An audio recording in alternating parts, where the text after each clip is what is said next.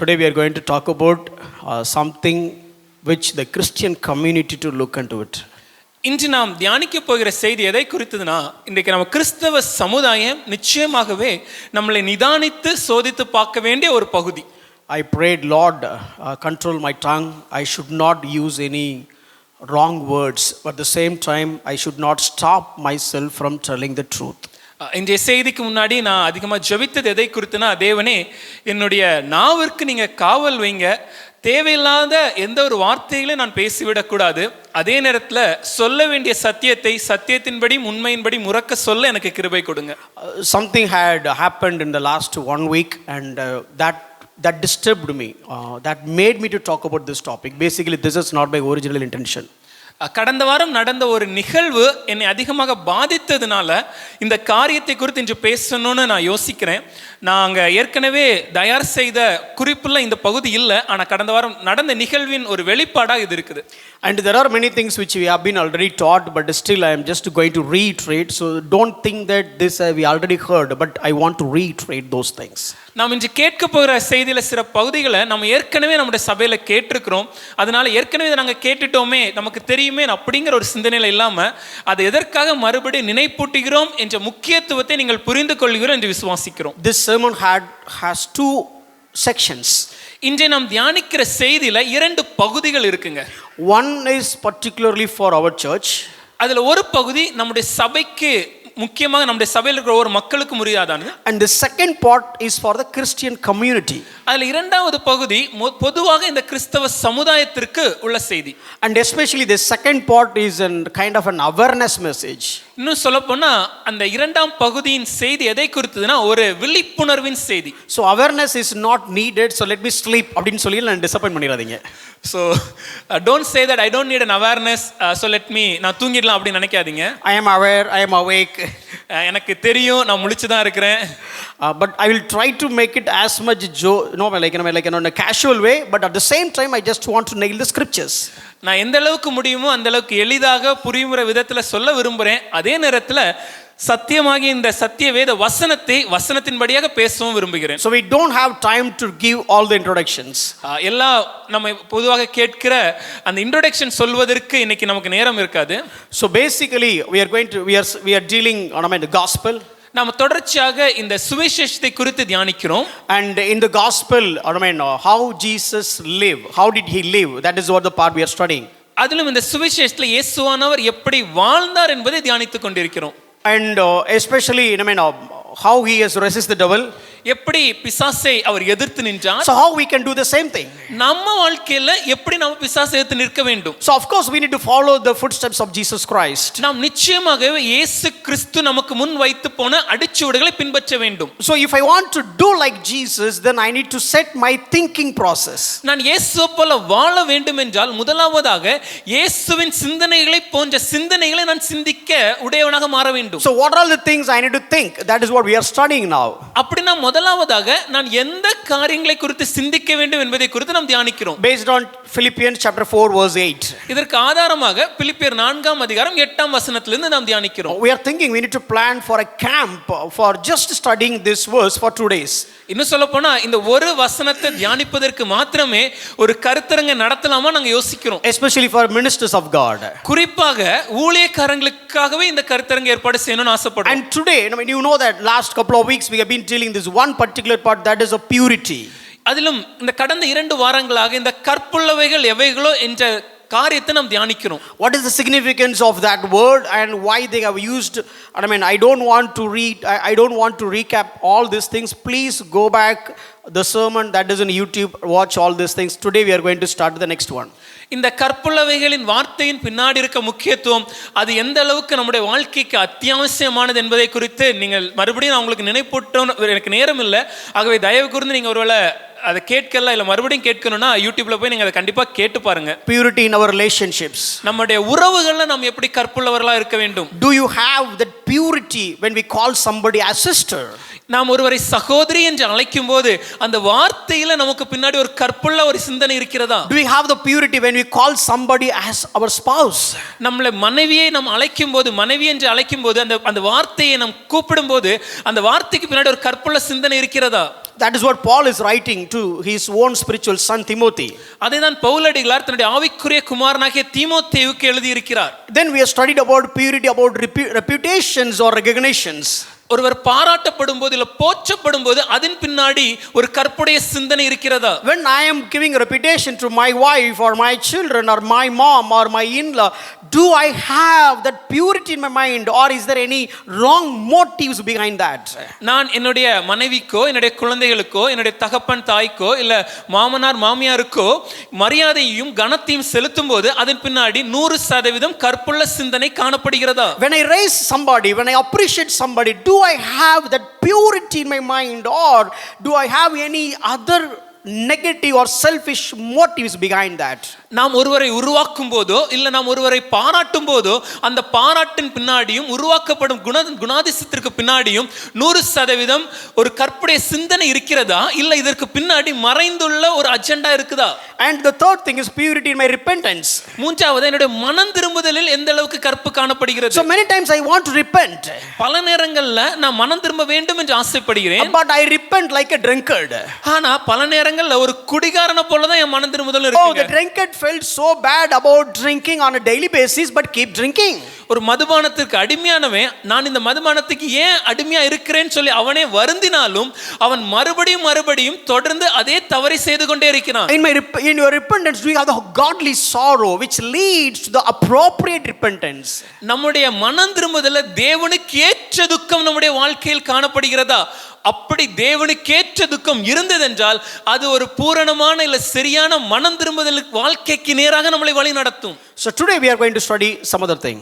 இன்றைக்கு இதிலிருந்து மாறுபட்டு வேறொரு காரியத்தை நாம் பார்க்க We போறோம். have studied about purity in relationship, நம்முடைய உறவுகளில் நாம் எந்த அளவுக்கு கற்புள்ளவர்களாக இருக்க வேண்டும், purity in reputations and recognitions, பாராட்டப்படும் போது போற்றப்படும் போது எப்படி கற்புள்ள ஒரு சிந்தனை இருக்க and வேண்டும், purity in repentance.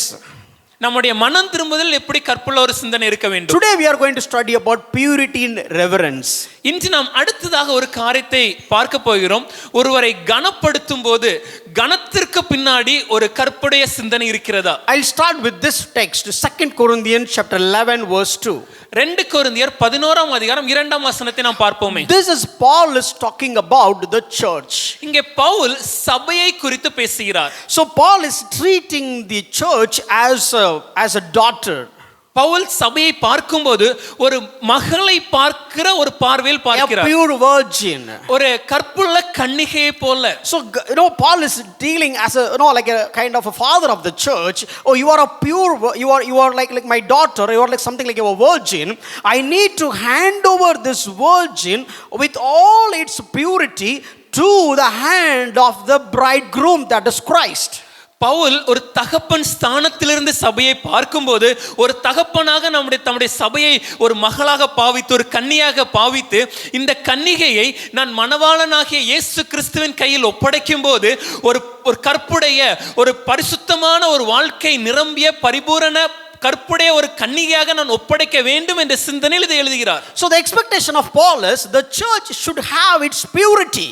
இங்க பவுலுடைய எதிர்பார்ப்பு என்னன்னா சபையானது கற்புடைய கன்னியாக இருக்க வேண்டும். So if he is talking about purity, we need to know what is the adultery. ஒருவேளை நாம இங்க கற்புடைய கன்னிகை என்று பேசும்போது கற்பை குறித்து பேசும்போது அப்படி என்றால் இதற்கு எதிர்மறையான விபச்சாரம் என்றால் என்ன நாம் அறிந்து கொள்ள வேண்டும். Oh Paul, you want to present this church as a pure virgin to the groom Jesus Christ. பவுலடிகளாரே நீங்கள் சபையை ஒரு கற்புடைய கன்னியாக மணவாளனாகிய இயேசு கிறிஸ்து கையில் ஒப்பு கொடுக்க வேண்டும் என்று எதிர்பார்க்கிறீரே. Oh, I am the church. I am like the pure virgin. ஐயா நானும் சபையில தான் இருக்கிறேன், நான் ஒரு கற்புடைய கன்னியா தான் நான் வாழ்ந்து கொண்டிருக்கிறேன். Oh, you want me to maintain my virginity? என்னுடைய கற்பை காத்துக்கொள்ள வேண்டும் என்று எதிர்பார்க்கிறீங்க. So in order to do that, give me some suggestion where I get a chance to lose my virginity. ஐயா இப்படி நீங்க எங்களை வாழ ஆசைப்படுறீங்களே, அப்படி நாங்க எந்தெந்த இடத்துல எங்களுடைய கற்பை இழந்து போக வாய்ப்புள்ளது நீங்க எங்களுக்கு சொல்ல முடியுமா? It is a serious thing which we need to think about. இது ரொம்ப முக்கியமான ஒரு விஷயம். இந்த விஷயத்தை நாம கவனமாக பார்க்க வேண்டும். Paul is trying to tell us, okay church, don't lose your purity. Pavul சபையை குறித்து சொல்லும்போது சபையே உங்கள் கற்பை இழந்து விடாதீர்கள் என்று சொல்கிறார். Maintain your purity. உங்கள் கற்பை காத்துக்கொள்ளுங்கள். So where I will get a chance to lose my purity? ஐயா, அப்படி என்றால் என்னுடைய கற்பை இழந்து போவதற்கு வாய்ப்புள்ள இடங்கள் ஏதாவது இருக்கிறதா? If you look at the Bible, if you go back to the epistle of James, which has been written to the church as the first epistle, ஒருவேளை நீங்கள் உங்களுடைய வேதாகமத்தில் யாக்கோபு நிருபத்தை பார்த்தீர்கள் என்றால் இந்த யாக்கோபு நிருபமானது சபைக்கு எழுதப்பட்ட முதல் நிருபமாய் இருக்கிறது. there it is talking about what about the adultery of the church. அந்த முதல் நிருபத்தில் எழுதும்போதே சபைக்கு வரக்கூடிய விபச்சாரத்தை குறித்து எழுதப்பட்டிருக்கிறது. Paul is talking about the purity, whereas James is talking about the adultery. பவுலடிகளார் கற்புடைய ஒரு வாழ்க்கை வாழ வேண்டும் என்று சொல்கிறார். அதே வேளையில் யாக்கோபு சொல்லும்போது இந்த கற்பை இழந்து போன ஒரு விபச்சாரத்தை குறித்தும் பேசியிருக்கிறார். where the church or where the Christians will do the adultery. ஐயா, எந்த இடங்களில் சபையானதோ இல்ல கிறிஸ்தவர்களோ இந்த விபச்சாரத்திற்குள்ளாக விழுந்து போகிறோம். Look at this James chapter 4 verse 4. இந்த வசனத்தை பாருங்கள். யாக்கோபு 4ஆம் அதிகாரம் 4வது வசனம். It is written to the church. இது சபைக்கு எழுதப்பட்ட ஒரு வாக்கியம். It is written to the Hebrew believers. எபிரே அஞ்சி காணப்பட்ட எபிரேய கிறிஸ்தவர்களுக்கு கொடுக்கப்பட்ட ஒரு வாக்கியம். He is not calling the Gentiles as adulterous people, whereas he called the church as adulterous people. அஞ்சு அந்த இடத்துல காணப்பட்ட புறஜாதியரை பார்த்து யாக்கோபு விபச்சாரரே என்று அழைக்கலங்க, சபையை குறித்து சொல்லும்போது சொல்கிறார் விபச்சாரக்காரரே. So he said, okay, where do I do the adultery? ஐயா, நான் எந்த இடத்துல விபச்சாரம் செய்தேன்? Oh, I am pure. I am just pure with respect to my family. ஐயா, என்னுடைய குடும்ப வாழ்க்கையை பார்க்கும்போது நான் கற்புடைய ஒரு வாழ்க்கையை தான் Oh, I வாழ்கிறேன். am so truthful and faithful to my spouse. என்னுடைய மனைவிக்கோ கணவனுக்கோ நான் உண்மையுள்ளவனாக நம்பிக்கையுடையவனாக தான் வாழ்கிறேன். Then James, why are you calling me as an adulterous people? Where did I do the adultery? அப்படி இருக்கும்போது யாக்கோபு அவர்களே, ஏன் எங்களை விபச்சாரக்காரர் என்று அழைக்கிறீர்? எந்த இடத்துல ஏன் நாங்க விபச்சாரம் செய்தோம்? Oh, if you have the friendship with the world, then you have done the adultery. அதுக்கு யாக்கோபு சொல்ற காரியம், உங்க வாழ்க்கையில உலக சிநேகம் உங்களிடத்துல இருந்துச்சுன்னா அது தேவனுக்கு விரோதமான விபச்சாரமா இருக்கிறது. So what should I do? அப்ப நான் என்ன செய்யணும்? Oh, you are doing adultery. நீங்க விபச்சாரம் செய்கிறீர்கள். Oh, James, are you talking about me? யாக்கோபே, எங்களை குறித்து பேசுகிறீர். Oh, I don't do any adultery, or I don't do any fornication. சரீரத்தில் நான் எந்த விதமான விபச்சாரத்தையோ ஒரு தவறான உறவிலும் நான் இல்லையே. But you call me as adulterous people? ஆனா என்னை அழைக்கும்போது விபச்சாரக்காரர் என்று அழைக்கிறீர்கள். Where did I do the adultery? எந்த இடத்துல நான் விபச்சாரம் செய்தேன்? Oh, you have the friendship with the world. That is the enmity of God. So you are doing adultery. ஐயா, உங்க மனதுல இந்த உலக சிநேகம் இருக்குதுல்ல, இந்த உலக சிநேகம் தேவனுக்கு விரோதமான பகையா இருக்கிறது. இதுதான் விபச்சாரம் என்று யாக்கோபு எழுதி இருக்கிறார். Of course you are a Christian. ஆமாங்க, நாம கிறிஸ்தவங்க தான். Of course you go to church. நம்ம சபைக்கு செல்வது உண்மைதான். Of course you read Bible. நாம் வேதம் வாசிப்பது உண்மைதான். Of course you do all the Christian rituals. கிறிஸ்தவத்தில் காணப்படுற எல்லா சடங்குகளையும் பின்பற்றுவது உண்மைதான். Let me take it further. Of course you love God. இன்னும் அடுத்த நிலைமையில் சொல்கிறேனே, நாம் நிச்சயமாக தேவனை நேசிக்கிறவர்கள் தான். Of course you want to do something for God. தேவனுக்காக எதையாவது செய்ய வேண்டும் என்று ஆவல் கொண்டவர்கள் தான். Of course you pray. நாம் ஜெபிக்கிறவர்கள் தான். Of course you receive blessings from God. தேவனிடத்தில் ஆசீர்வாதங்களை பெற்றுக்கொண்ட கூட்டம் தான். Oh, of course you are enjoying the relationship with God. நிச்சயமாக தேவனோட நல்ல உறவை நாம் சந்தோஷமாக அனுபவிக்கிற கூட்டம் தான். Oh, there are many people in the worldly people, they do the adultery as well as they live a good life with their wives. இந்த உலகத்தை பார்க்கும்போது உலக வாழ்க்கையில் தேவனை அறியாத ஜனங்கள் தங்கள் மனைவியோடும் ஒரு நல்ல வாழ்க்கை வாழ்ந்து கொண்டு மனைவிக்கு தெரியாமல் விபச்சாரத்தில் ஈடுபட்டு கொண்டிருக்கிறார்கள். The wife is so excited about the very good conduct and the relationship of the husband. மனைவி கணவனுடைய நல் நடத்தையை பார்க்கும்போது அது மிக நல்லா இருக்கிறது என்று சந்தோஷப்படுறாங்க. But one day it has been revealed the husband is in adultery. Her heart was shattered. ஆனால் ஒரு நாள் உண்மையான பின்னணியத்துல இந்த கணவன் ஒரு விபச்சாரத்தில் இருக்கிறார் என்ற செய்தி வரும்போது அந்த மனைவி உடைந்து போறாங்க. Exactly the same picture James wants to portray. இப்படிப்பட்ட ஒரு காரியத்தை தான் சபைக்கு யாக்கோபு எழுதுகிறார். Oh, you are the bride of Christ. ஐயா, நீங்க மணவாளனாய் இயேசு கிறிஸ்துவின் மணவாட்டி. But I don't see the purity in you. ஆனா சபைக்குள்ளே இந்த கற்பை என்னால் பார்க்க Oh, முடியவில்லை. you do the adultery. நீங்கள் விபச்சாரம் செய்கிறீர்கள். Where did I do? ஐயா நாங்க எங்கயா விபச்சாரம் How செய்தோம்? did I do? எந்த விதத்திலயா விபச்சாரம் Which செய்தோம்? way? எந்த விதத்துல விழுந்து போனோம்? Which means? எந்த வழிகளில் இதை செய்தோம்? Through what medium? எந்த வழிகளில் நாங்கள் இந்த விபச்சாரத்தில் விழுந்தோம்? Oh, it's just based on the only one thing, the friendship and the relationship that you have with the world. ஐயா இது ஒரே ஒரு காரியத்தை குறித்ததான விஷயமே, இந்த உலகத்திலோடு இருக்கிற சிநேகம், இந்த உலகத்திற்கு மேல நாம் வைத்திருக்கிற உறவு தான் ஐயா. So purify your heart. ஆகவே நம்முடைய இருதயத்தை நாம் பரிசுத்தப்படுத்த வேண்டும். What are the impurities in our hearts? நம்ம இருதயத்துல என்னெல்லாம் அசுத்தம் இருக்குங்க? Please raise your hands if you have done some murder. ஒருவேளை கொலை செஞ்சிருந்தீங்கன்னா உங்க கரங்களை உயர்த்தி காண்பிக்கலாம். Any murderers? யாரும் இல்லை போல இருக்கு. Any fornicators? தேவனுக்கு விரோதமாக ஒரு விபச்சாரம் இல்ல திருமணத்துக்கு விரோதமான உறவுல இருந்தா கரங்களை உயர்த்தி காண்பிக்கலாமே. None. Have you done any false witness? இல்ல யாருக்கு விரோதமா பொய் சாட்சி சொல்லி இருக்கோமா? None. Have you done any adultery? Sorry, have you done any idol worship? இல்ல அந்நிய தேவத்திற்கு முன்பாக வழிபாடு செய்து கொண்டிருக்கிறோமா? No. இல்லையே. Then this verse is not applicable for us. Let's remove that verse from the Bible. அப்படின்னா இந்த வசனம் நமக்கு வாழ்க்கைக்கு பொருந்தாத வசனமா இருக்கு. வேதத்துல இந்த வசனத்தை நம்ம எடுத்துடலாமா? Can we remove it? அது வேதத்துல இருந்து எடுத்துடலாமா? என்னங்க சம்பந்தமே இல்லைங்கிறீங்க, ஆனால் எடுக்க வேணாங்கிறீங்க. இப்போ என் கேள்வி என்னன்னா, நமக்கு தேவையா தேவை இல்லையா? You claim that this verse is nowhere related to us, but you also claim that do not remove it from the Bible. My question is this verse applicable to us? Do we need it? Applicable சொல்கிறவங்க கை தூக்கி காட்டுங்களேன். இப்படி அப்படியே ஸ்டேட்டை கேட்கல. Applicable சொல்கிற கை தூக்கி.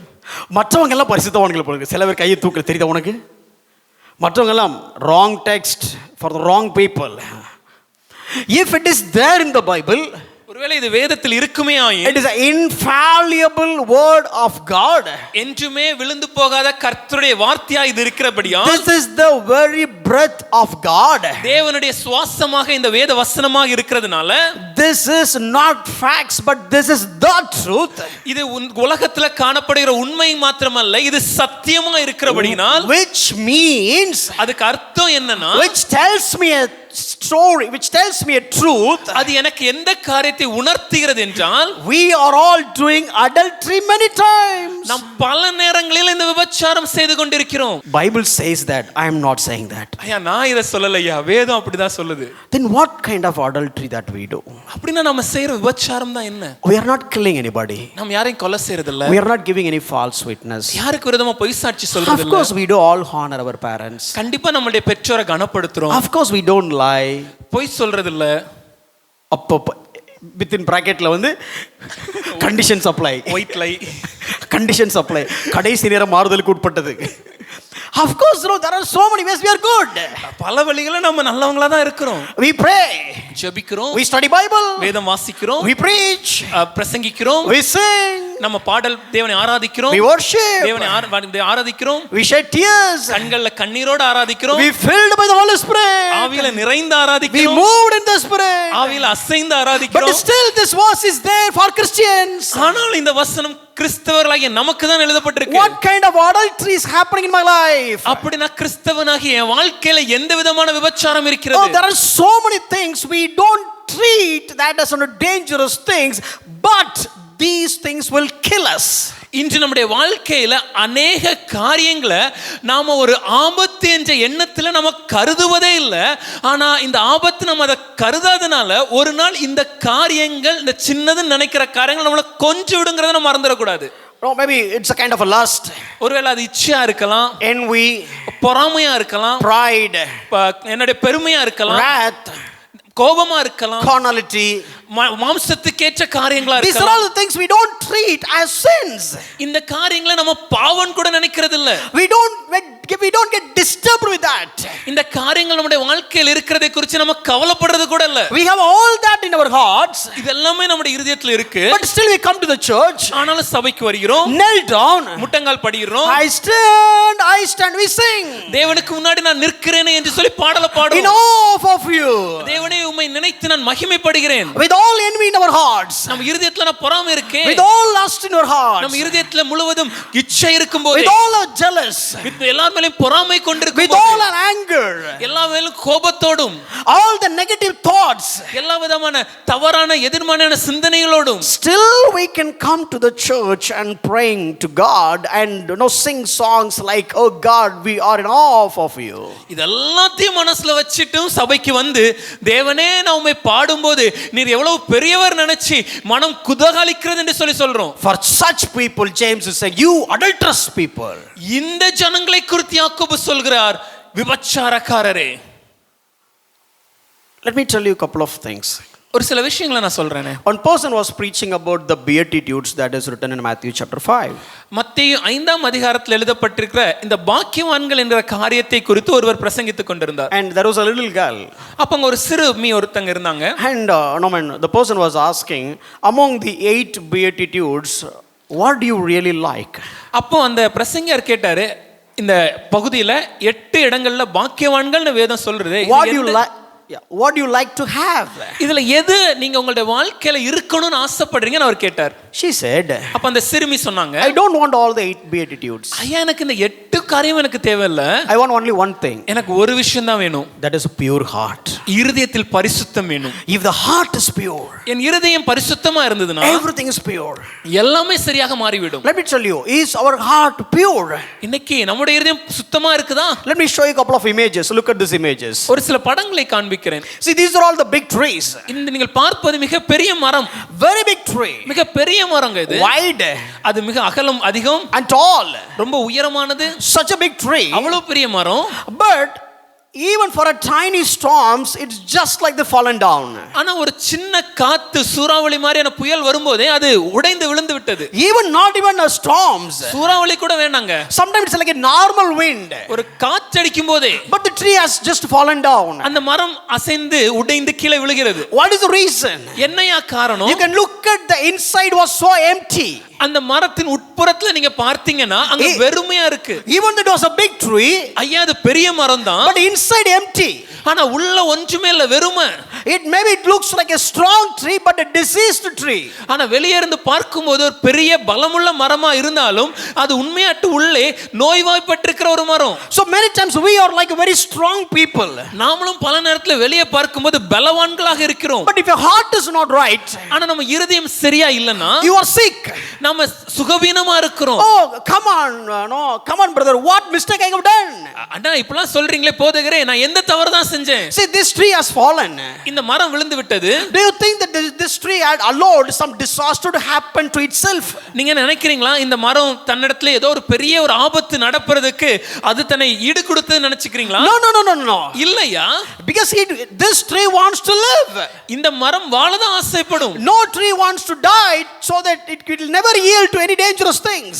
எந்த மரமும் அது உடைந்து போவதற்கோ மடிந்து போவதற்கு ஆசைப்படாது. எந்த ஆபத்து வந்தாலும் அதற்கு ஈடு கொடுக்க அது நினைக்காது. But still why it has fallen?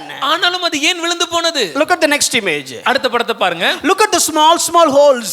அங்க இருக்கக்கூடிய அந்த சின்ன சின்ன துளைகளை பார்க்க முடியுதா? So the tree, originally it like that, small holes. அந்த மரம் ஆரம்பத்துல இந்த மாதிரி சின்ன சின்ன துளைகள் தான் இருந்தது. And it is keep allowing.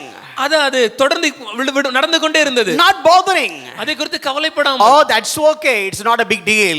ஐயா சின்ன துளை தானே, இருந்துட்டு போட்டுமே. Then it has come to this stage. அது அடுத்த படத்திற்கு வந்த பிறகு கொஞ்சம் அதிகமாக காணப்படும். Oh, I know it is, I'm used with that.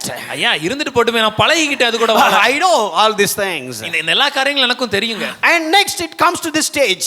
அடுத்து அந்த மூன்றாவது கட்டத்திற்கு வந்து விடும். And one point of time this tree has fallen. அதை தாண்டி ஒரு கட்டத்துல அது உடைந்து விழும். Who made all these things? ஐயா இதெல்லாம் செய்தது யாரியா? Done by a hunter? ஒரு வேடன் வந்து செய்தாரா? Done by axe? இல்லனா ஒரு கோடாரியால வெட்டப்பட்டதா? No, done by any forest worker? இல்லனா அந்த காட்டுல வேலை பார்க்கிற யாராவது ஒருவர் செய்த காரியமா? Did they give any chemicals to get it damaged? இல்ல ஏதாவது ரசாயன காரியங்களை கொடுத்து அந்த மரத்தை சாக முயற்சி செய்தாங்களா? Or the tree originally had any disease? இல்லனா அந்த மரத்திற்கு இயல்பாகவே ஏதேனும் பிரச்சனை இருந்ததா? No axe, no hunter, no disease, nothing happened. இல்லையா, ஒரு கோடாரால் வெட்டப்படவும் இல்லை, வேடன் எந்த காரியமும் செய்யவும் இல்லை, எந்த ரசாயனம் அதில் பொருத்தப்படவும் இல்லை. You know what had happened? என்ன நடந்துச்சு தெரியுமா? Look at the next image. அடுத்த படத்தை பாருங்க. There are some worms and insects. அங்க சில கிருமிகள் இருந்துச்சு, புழுக்கள் வண்டுகள் இருக்குது. So there are some worms and there are some insects. சில வண்டுகளும் சில புழுக்களும் அங்க இருந்தது. Oh, a big tree, a small insect, what can make the difference? ஐயா பெரிய மரம் தான் ஐயா, ஆனா சின்ன புழு கரையா, இது என்ன செஞ்சிரும்? Oh, I am like a giant and you are like just an insect, what damage you can make it? நான் எவ்வளவு பெரிய ஒரு பராக்கிரமசாலியான மரமா இருக்கிறேன், நீ ஒரு சின்ன புழு தானே, என்ன பிரச்சனை பண்ணிர முடியும்? Oh, how come you no, I cannot imagine that you will deceased me. இந்த புழு வந்து என்ன அழிச்சிரும், நினைச்சு கூட பார்க்க முடியலையா? Come on, little insect, what difference can you make? ஐயா சின்ன புழு, உன்னால என்னையா செய்ய முடியும்? Exactly, this is the problem of Christianity. இன்று நம்ம கிறிஸ்தவத்துல காணப்படுகிற பிரச்சனையும் இதே பிரச்சனை தான். Oh, we don't allow elephants. நாம யானைகளை விட மாட்டோம். We don't allow hunters.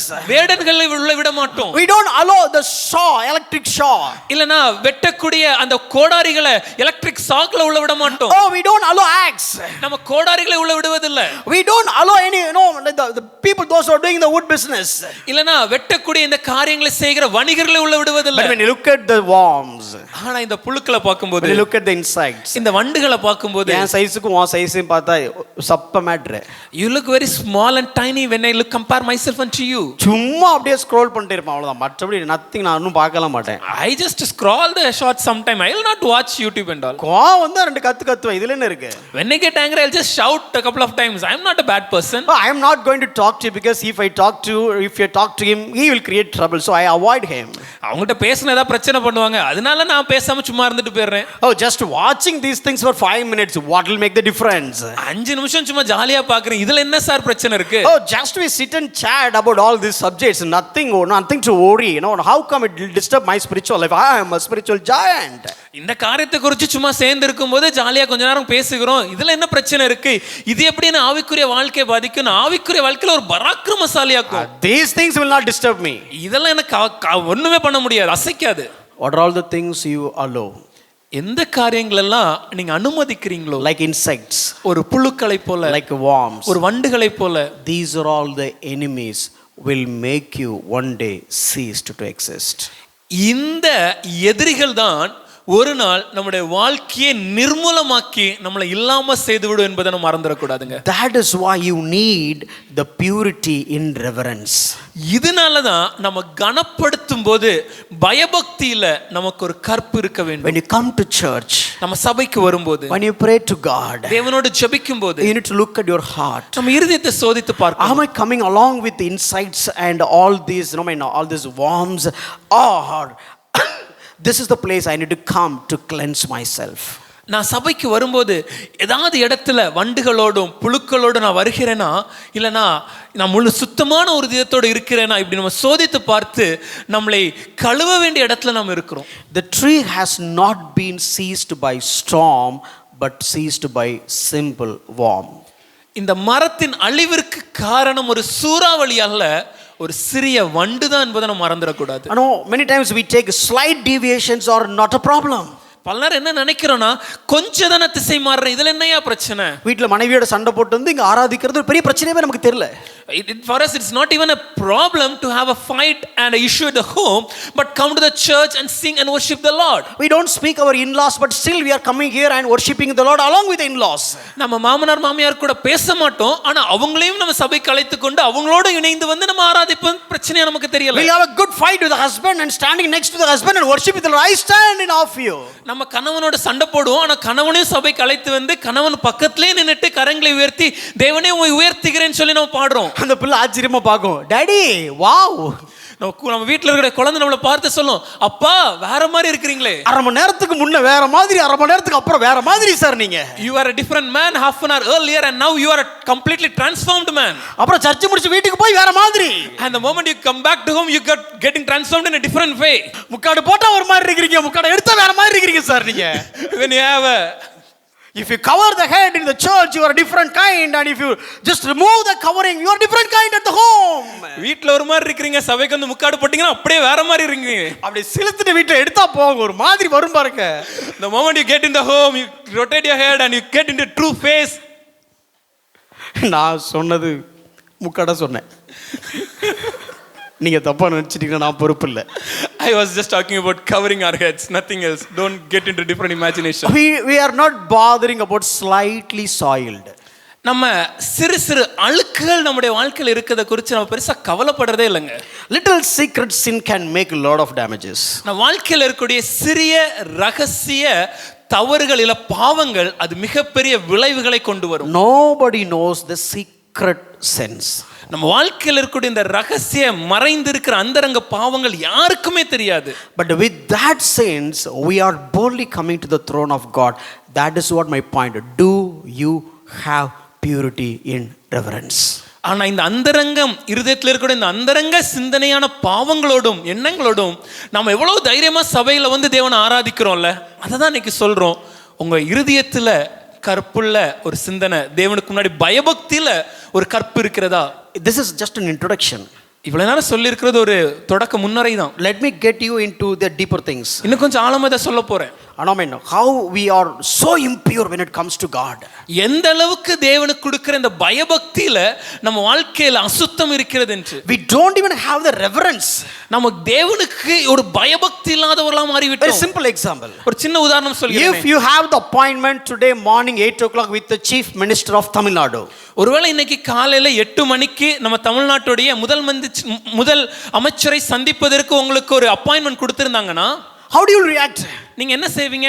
காலைல 7:30க்கு எந்திரிச்சிட்டு we'll get up at 7:30. 7:30 ஆயிட்டு, it's already 7:30. குளிச்சிட்டு போறதுக்கு ஒரு 9:30 ஆயிரும். If I get ready, I take a bath, it will become 9 o'clock. Traffic ஆயிரும். Definitely traffic will be there.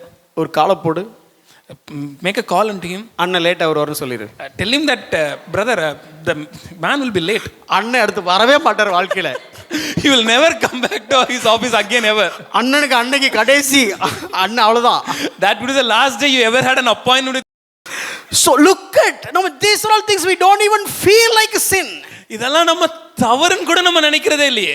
But spiritual defeat will not happen just like that. ஆனா ஆவிக்குரிய தோல்விகள் அப்படி திடீர்னு நம்ம வாழ்க்கையில வருவதில்லை. The disease of the tree had not happened on a single day, and the seized of the tree has not happened in a single day. இந்த மரத்திற்கு வந்த இந்த சோதனையாகிய இந்த வியாதி அது ஒரு நாள்ல உருவாகல. அதே போல இந்த மரத்தின் அழிவும் அது ஒரே நாள்ல நடக்கல. See, sometimes if you have the, say if you have the sale or factory outlet sales in the shops, சில நேரங்கள்ல நம்ம கடைகள்ல அங்க உற்பத்தி செய்யற இடத்துல இருந்து நேரடியா வந்து விற்பனைக்கு வருவாங்க. factory outlet சொல்ல நேரடி விற்பனை. If you go to the showroom, that shirt is maybe like a 2,000 or 3,000 rupees, but if you come for the sale, the shirt is maybe like a 500 or 300 rupees. ஒருவேளை அந்த அந்த அந்த சட்டையை விற்கிற அந்த ஷோரூமுக்கு போனீங்கன்னா ஒரு 2000 ரூபாய் 3000 ரூபாய் இருக்கும். ஆனா கம்பெனில இருந்து நேரடி விற்பனை செய்யற இடத்துக்கு வரும்போது ஒரு 500 ரூபாய் 600 ரூபாய்க்கு எடுக்க முடியும். You will never find the difference between that shirt which is there in the shop or the showroom and in the factory outlet. அந்த பெரிய வணிக வளாகத்துல வாங்கின அந்த சட்டைக்கும் இந்த கம்பெனில இருந்து நேரடியா விற்பனை செய்கிற இந்த இடத்துல நம்ம வாங்கின அந்த சட்டைக்கும் எந்த வித்தியாசத்தையும் நம்மளால கண்டுபிடிக்க முடியாது. But if you call the manager, ஆனா அதே இது நீங்க அங்க மேலதிகாரி அழைத்து, or if you call that one who is preparing these garments, the one who is working, இல்லனா இந்த ஆடைகளை செய்கிற வடிவமைக்கிற இடத்துல வேலை செய்கிற ஒருவரை நீங்க அழைத்து, by the moment he looked at the shirt, அந்த சட்டையை அவங்க எடுத்து பார்த்தாலே he knows why the price has been reduced. அவருக்கு தெளிவா தெரியும் ஏன் இந்த சட்டைக்கு இவ்வளவு குறைவான விலை என்று. We couldn't find the slightly soiled, but they could find the slightly soiled and why the price has been reduced. ஒருவேளை நம்ம அதை எடுத்து பார்க்கும்போது இதுக்குள்ள என்ன அழுக்கு இருக்கு, எதனால இதுக்கு விலை இவ்வளவு குறைவா கொடுத்திருக்காங்க நம்மளால கணிக்க முடியாம இருக்கலாம். ஆனா அவங்க வந்தாங்கன்னா நிச்சயமாகவே எதனால இது இப்படி விலை குறைத்து விற்கப்படுகிறது எளிதா கண்டுபிடிச்சிருவாங்க. The slightly soil of your life cannot be identified by your spouse, cannot be identified by your pastors, cannot be identified your fellow brothers. But let me tell you, for heaven it is very obvious and explicit when it comes to your slightly deviation, and they know that it will end up in a destruction. நம்முடைய வாழ்க்கையில காணப்படுற சிறு சிறு அழுக்குகளை ஒருவேளை நம்முடைய கணவனாலேயோ நம்முடைய மனைவியால கண்டுபிடிக்க முடியாம இருக்கலாம், ஒருவேளை நம்முடைய போதகரால கண்டுபிடிக்க முடியாம இருக்கலாம், இல்லைன்னா நம்முடைய ஐக்கியத்தில் இருக்கக்கூடிய சகோதர சகோதரிகளால கண்டுபிடிக்க முடியாம இருக்கலாம். ஆனால் பரலோகம் பார்க்கும்போது அது மிக தெளிவாக வெளியரங்கமாக காணப்படும். அதனால் வரக்கூடிய விளைவுகளும் ஆபத்துகளையும் நிச்சயமாக அவங்க உணர்ந்திருப்பாங்க. இதெல்லாம் வச்சுக்கிட்டு மனசுக்குள்ளே வச்சுக்கிட்டு இந்த தவறுகளெல்லாம் வச்சுக்கிட்டு நம்மளால் ஜெபம் பண்ண முடியும், பைபிள் படிக்க முடியும், நெடுமுழங்கால நிற்க முடியும், உபவாசம் இருக்க முடியும், ஆவியில் நிரம்ப முடியும், ஊழியம் செய்ய முடியும். With all the impurities, with all the soils, with all the bad things that we have in the heart, we can still come to the church, we can still pray, we can still worship the Lord, we can still sing song unto the Lord, we can preach, we can read the Bible, we can even do ministry. திடீர்னு ஒரு நாள் தெருவில் விழுந்ததுக்கு அப்புறம் தான் தெரியும் என்ன ஏன்டா திடீர்னு இப்படி நடந்துடுச்சு இவருக்கு. But one day when it is plainly open in front of everyone, that day we'll be shocked and surprised and thinking why it had happened. And looked at God and where is the God of Elijah? நாம் உடனே திரும்பி தேவனை பார்த்து, தேவனே எலியாவின் தேவனே நீர் எங்கேன்னு கேட்கிறோம். நான் இங்க தான் இருக்கிறேன். God will say, I am here. நீ தான் எங்கேயே இருக்கிற. But you have gone far away from me. Let's look into our heart and find out, is there any worms or the insects which causing the damage? இன்னைக்கு நம்ம இருதயத்தை கொஞ்சம் நிதானித்து சோதித்து பார்த்து, என்னுடைய இருதயத்தில் பாதிப்பை உண்டு பண்ணுகிற விதத்தில் ஏதாவது வண்டுகளோ இல்ல புழுக்களோ காணப்படுகிறதா என்று நம்மளை கொஞ்சம் யோசிச்சு பார்க்கணுங்க. This is the kind of next image, if you like, this is like a start. Name is ermine. இது ஒரு சின்ன விலங்கு, இதுக்கு பேர் எர்மைன். இது இந்த கீரிப்புல்ல வகையை சார்ந்தது. It belongs to the family of stoat. So basically this ermine looks so neat and clean. இந்த எர்மைன் என்கிற விலங்கை பார்க்கும்போது அது ரொம்ப அழகாக எப்பொழுதுமே சுத்தமாக தன்னை வைத்துக் கொள்ளும். And the skin color will be changed based on the climate. அது எந்த கால சூழ்நிலையில காணப்படுகிறதோ அதற்கேற்றமாறு தன்னுடைய உடல்ல காணப்படும் வண்ணத்தை நிறத்தை மாற்றிக்கொள்ளும். No, that will automatically changed. அது அந்த நிறம் மாறிவிடும். So whenever it is a winter season, it will become like a pure white. அது ஒருவேளை பனி பிரதேசமாகிய பனி காலகட்டத்தில் குளிர் காலத்தில் இருக்கும்போது அது வெண்ணிறமான நிறத்துல காணப்படும். Very key point is without any makeup. எந்த வித மேக்கப் போடாம அது வெள்ளையா இருங்க. No foundation. ஃபவுண்டேஷன் போட தேவையில்லை. No first second layers. அதுக்கு மேல லேயர் தேவையில்லை. Basically it is white. ஆனாலும் வெண்மையா இருக்குங்க. Like a snow. ஒரு பனி போல. So the snow color and it's same. ஒரு பனியை எடுத்து அந்த எர்மைனுடைய நிறத்தை ஒப்பிட்டு பார்த்தீங்கன்னா ஒரே மாதிரி இருக்கும். It's maintain its beauty. அது தன்னுடைய அழகை அப்படியே தக்க வைத்துக் கொள்ளும். It doesn't want to distort its beauty. அது தன்னுடைய அழகை கெடுத்து விடாதபடி அது தன்னை பாதுகாத்துக் கொள்ளும். That sense has been given inside. அப்படி தன்னை பாதுகாத்துக் கொள்ளணும்ங்கற உணர்வு அதற்கு உள்ளே காணப்படும். And it is so strong when it comes to so strong and zeal to maintain its own beauty. தன்னுடைய அழகை பாதுகாத்துக் கொள்வதற்கு அது அத்தனை பிரயாசப்படும், அத்தனை வைராக்கியத்தோடு காணப்படும். Whenever people wants to try to catch it, ஒருவேளை இந்த எர்மைன் போன்ற இந்த விலங்கை அவங்க மக்கள் பிடிக்கணும்னு நினைச்சாங்க, you know what they will do? அவங்க என்ன செய்வாங்க தெரியுமா? They will put all the dirt and all the all the unwanted things in front of the nest of the ermine, before the hole of the ermine.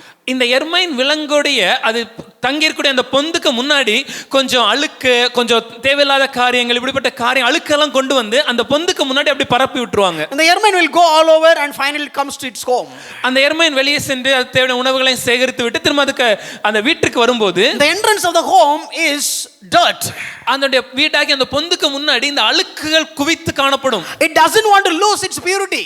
அதுக்கு தன்னுடைய சுத்தத்தை இழக்க விரும்பாது. It doesn't want to lose its beauty. அது தன்னுடைய அழகை இழக்க விரும்பாது. It doesn't want to get into the hole so that it can secure its own life, but still it doesn't want to just make itself impure.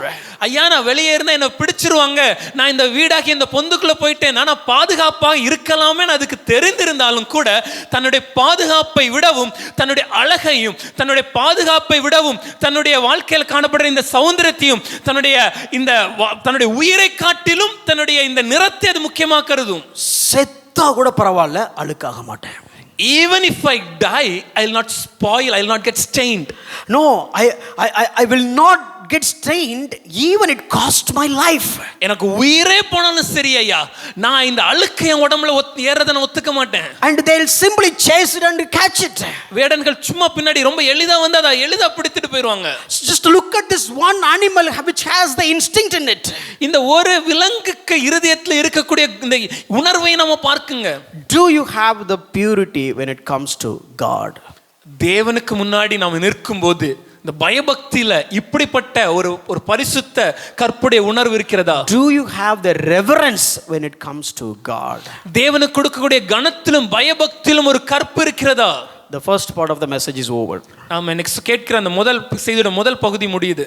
I am going to talk about another thing. In order to talk about this, I explain all these things. நான் இன்னொரு காரியத்தை குறித்து இந்த இரண்டாம் பகுதியை குறித்து சொல்ல போறேன். அதை விளக்குவதற்காக தான் இந்த முன்னுரையை நான் இன்னைக்கு கொடுத்தேன். I want you to sit straight. நேரா உட்கார்ந்து get fresh yourself. நீங்களே உங்களை தயாரப்படுத்திக் கொண்டு maybe I thought of I have written in my notes. Okay, get up, refresh. எல்லாரும் எழும்ப சொல்லி ரெஃப்ரெஷ் பண்ண சொல்லாம நினைச்சேன். இங்க எழுதி வச்சிருக்கேன். I have also written like that. Do you really want me to say that? அவங்க ரொம்ப தயாரா இருக்காங்கன்னு நினைக்கிறேன். எவ்வளவு அடி அடிச்சாலும் வாங்குவாங்கங்கற. Very important topic, very sensitive topic. ரொம்ப முக்கியமான ஒரு செய்தியை குறித்து கேட்க போறோம். இது ரொம்ப உணர்வுகளை நம்ம உணர்ந்து கொள்ள வேண்டிய ஒரு செய்தி. ஒருவேளை நீங்க எந்திரிச்சு உட்கார்ந்தா கூட தயவு செய்து எந்திரிச்சு உட்காருங்க. Let's all stand up for a minute. Let's all stand up for a minute. நம்ம எல்லாரும் ஒரு எழுந்து one quick prayer. ஒரு சின்ன ஜெபம் பண்ண போறோம். God help us to understand this. தேவனே எங்களுக்கு இந்த காரியத்தை புரிந்து கொள்ள உதவி செய்யுங்க. Give us the open heart. ஒரு திறந்த மனதை எங்களுக்கு கொடுங்க. Whether we like it or not. எங்களுக்கு பிடிச்சிருக்கா பிடிக்கலங்கிறது முக்கியம் இல்ல. Whether we have heard it before or not. இத முன்னாடி இத கேட்டிருக்குமா இல்லையாங்கிறது முக்கியம். Maybe your understanding is different. ஒருவேளை எங்களுடைய புரிதல் வேற மாதிரி இருக்கலாம். But give us the genuine heart so that we can understand all these things. ஒரு உண்மையான இருதயத்தை ஐயா எங்களுக்கு கொடுங்க. இதை புரிந்து கொள்ளக்கூடிய மனதை எங்களுக்கு கொடுங்க. Spirit of God help us all. ஆவியானவர் எங்கள் அனைவருக்கும் உதவி செய்யுங்க. Within the short span of time. இந்த கொஞ்ச நேரத்துல help us to understand the holistic picture. அந்த முழுமையாக இந்த காரியம் என்னன்னு விளங்கிக் கொள்ள உதவி செய்யுங்க. And to have the reverence with purity. ஒரு பயபக்தியை ஒரு சரியான விதத்துல ஒரு கற்புள்ள இருதயத்தோட ஒரு பயபக்தியை நாங்க இருக்க எங்களுக்கு உதவி செய்யுங்க. Help us Lord. தேவனே எங்களுக்கு உதவுங்க ஐயா. In the name of Jesus we pray. இயேசு நாமத்தில் ஜெபிக்கிறோம். ஆமென். Yeah, please be seated. எல்லாரும் உட்கார்ந்து கொள்ளலாம். Okay, when we talk about reverence before God, தேவனுக்கு முன்னாடி ஒரு பயபக்தி என்ற காரியத்தை குறித்து சிந்திக்கும் போது let me tell you a couple of illustrations. ஒரு சில எடுத்துக்காட்டுகளை சொல்ல விரும்புகிறேன். Saraswati sister, சரஸ்வதி சகோதரி அவர்களே, if Father God comes before you, ஒருவேளை பிதாவாகிய தேவன் உங்க முன்னாடி வந்தாங்க, அவர் எப்படி இருப்பாரு என்ன கேட்காதீங்க. Don't ask me how does he look. Father God comes before you. ஒருவேளை பிதாவாகிய தேவன் உங்க முன்னாடி வந்தா and calling, உங்களை அழைத்து சரஸ்வதி, சரஸ்வதி. நான் அடுத்த டைம் சொல்லும்போது அப்படி சொல்லலாம்னு நினைச்சேன். நீ தீர்க்கதரிசியா வர வேண்டியவன் நினைக்கிறேன்.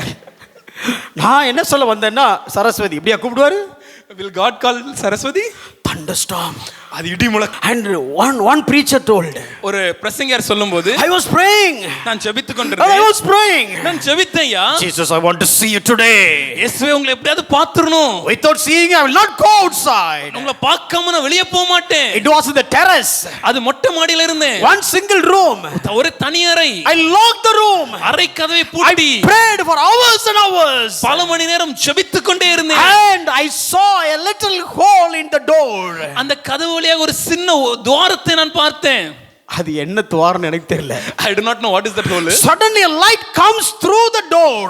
ஆனா அந்த கதவு அந்த துவாரத்தின் வழியாக ஒரு வெளிச்சம் வந்தது. Slowly it has come. கொஞ்சம் கொஞ்சமா வந்தது. And it increases. அப்படியே வளர்ந்தது. And increases. பெருகியது. And the light filled the room. அந்த அறை முழுவதுமாக அந்த வெளிச்சத்தால் நிரப்பப்பட்டது. சத்தியமா ஒரு ரூமை வெளிச்சம் நிரப்புனா எப்படி இருக்கும்னு எனக்கு தெரியாது சார். நீங்க பார்த்திருக்கீங்களா? இந்த ரூம்ல வெளிச்சம் இருக்குனே நிரம்பி இருக்கா? ஆனா இங்க இயேசு இருக்காரா? இவங்க பதில் சொல்ல மாட்டாங்க. அவங்க எதுவுமே தெரியாத மாதிரியே இருப்பாங்க. நாமளும் அப்படியே மெயின்டைன் பண்ணிக்கணும். So we saw a great light. அந்த அறை முழுவதும் ஒரு வெளிச்சத்தால் நிரம்பியது. And I couldn't see that light. என்னால அந்த வெளிச்சத்தை பார்க்க முடியலையா? In that light I saw a small circle. அந்த வெளிச்சத்துல நடுவுல ஒரு சின்ன ஒரு வட்டத்தை நான் பார்த்தேன். அப்படியே நீங்க பார்க்கணும். And you can also see like that. There was a small circle. அங்க ஒரு சின்ன வட்டம் இருந்துச்சு. Full of light. அது ஃபுல்லா வெளிச்சமா இருந்துச்சு. I couldn't see that light. என்னால அந்த வெளிச்சத்தை பார்க்க முடியலையா? And I saw his hands. அவருடைய கரங்களை பார்த்தேன். And I could see the pierced hands. ஆணிகள் அடிக்கப்பட்ட கரங்களை பார்த்தேன். My question, என் கேள்வி என்னன்னா, the common church going Christians question, ஒரு பொதுவா சபையில இருக்கக்கூடிய கிறிஸ்தவனா எனக்கு இருக்க கேள்வி என்னன்னா, where do you see that? ஐயா எங்க பாத்தீங்க? In the palms, கரத்து உங்க உள்ளங்கையிலயா or in the wrist? இல்லனா இந்த முழங்கையிலயா? தெளிவா சொல்லுங்க sir. Can you please explain it clearly? இன்னைக்கு பார்த்து நீங்க சொல்றீங்க உள்ளங்கையிலண்டு. Today when you see Jesus you say it is in the palm. முந்தா நாள் பார்த்தவர் சொன்னார் wristலண்டு. But the person who saw Jesus couple of days earlier he said எனக்கு தெரியல எந்த ஜீசஸ் நான் வர்ஷிப் பண்றேன்னு. But I do not know which Jesus I have to worship here. இவங்களுக்கெல்லாம் இது தெரியவே தெரியாது. நியூஸ் நம்ம புதுசா சொல்றோம். One man saw Jesus, his hand, the palms has been pierced. ஒருவர் இயேசுவை பார்த்ததா சொல்லிட்டு சொல்றாரு அவருடைய உள்ளங்கையில ஆணிகள் அடிக்கப்பட்டதை நான் பார்த்தேன்னு சொல்றாரு. And some scholars they have done the research based on the medical report. They says if he has the hole on his palms, his body would have not hold it, so it must be on the wrist. ஆனால் வேத ஆராய்ச்சியாளர்கள் வேத வல்லுநர்கள் வேதத்தையும் மருத்துவத்தையும் ஒப்பிட்டு இந்த காரியங்களை குறித்து விளக்கும் போது அவர் உள்ளங்கையில் ஆணி அடிக்கப்பட்டிருப்பதற்கு வாய்ப்பு இல்லை. ஏனென்றால் ஒரு மனிதன் உள்ளங்கையில் ஆணி அடிக்கப்பட்டு சிலுவையில தொங்கினான் அவனுடைய உடம்பில் அந்த சரீரத்தில் இருக்கக்கூடிய வெயிட்னால அவன் கீழே விழுந்து விடுவான், கிழிந்து விடும் என்று சொல்றாங்க. இப்ப சொல்லுங்க எந்த ஜீசஸ் உண்மையான Jesus? Now you tell me which is the true Jesus, the true Jesus. உங்களுக்கு யாராவது தெரிஞ்சா சொல்லுங்களேன். If you know please let us know. ஏன்னா அதை நாங்கள் அடுத்து பில்டப் பண்ணலாம். Maybe with that we can learn something and build up something. This is with respect to Jesus. இயேசு வந்தா நம்ம இப்படி பார்த்துறோம். பட் இருக்குதுலயே among all these things அதிகமா அடி வாங்குறது யார் தெரியுமா? The person who gets most of the beating is பிதா வாங்குறது இல்ல. Not the Father God. We don't see Father very now and then. பிதாவாகிய தேவன் அப்போ இப்போலாம் நம்ம பார்க்கிறது இல்ல. Some people rarely meeting the Father in the conference room. யாராவது ஒருத்தர் எப்பவாவது கான்ஃபரன்ஸ் ரூம்ல எப்பமாவது மீட் பண்றாங்க. Only Father and him. பிதாவும் நானும் having a tea. ஒரு டீ குடிச்சிட்டு and talking about the programs. ஒரு ப்ரோகிராம் குறித்து and the plans. பிளான குறித்து and the ministry. Father God. பிதாவாகிய very rarely. எப்பவாவது நடக்கும். That's okay. சரி விட்டுறலாம். And Jesus very now and then. இயேசு அடிக்கடி வந்துட்டு போறாரு. No, every now and then. No, visitation is Jesus is something like a norm. இயேசுவோட பார்க்கிறதும் பேசுவதும் இருக்கிறது ஏதோ பொதுவான விஷயம் மாதிரி மாறிட்டு இருக்கு. But Holy Spirit, ஆனா ஆவியானவரோ ஐயோ அவர் அதோ பாவம். With so pity about him today. In the Trinity Godல இந்த திரித்துவ தேவன்ல அதிகமா டேமேஜ் ஆகுறது யார் தெரியுமா? The one person who is damaged the most is we use it without any reverence. That is the Spirit of God. எந்த பயபக்தியும் இல்லாமல் வீணாக வழங்கப்படும் நாமம் யாரை குறித்துனா அது பரிசுத்த ஆவியாகிய தேவனை குறித்து. Just like that we speak whatever we want to speak about the Holy Spirit. நமக்கு என்ன பேசணும்னு தோணுதோ எல்லாவற்றையும் பேசிட்டு அது ஆவியானவர்னு சொல்லிரோம். Not knowing the nature of the Holy Spirit. ஆவியானவர் குணாதிசயம் என்னன்னு நமக்கு தெரியாது. Not knowing what the Spirit of God will do or will not do. ஆவியாகிய தேவன் எதை செய்வார் எதை செய்ய மாட்டார் என்பதை நாம் அறிந்திருக்கவில்லை. We take it granted.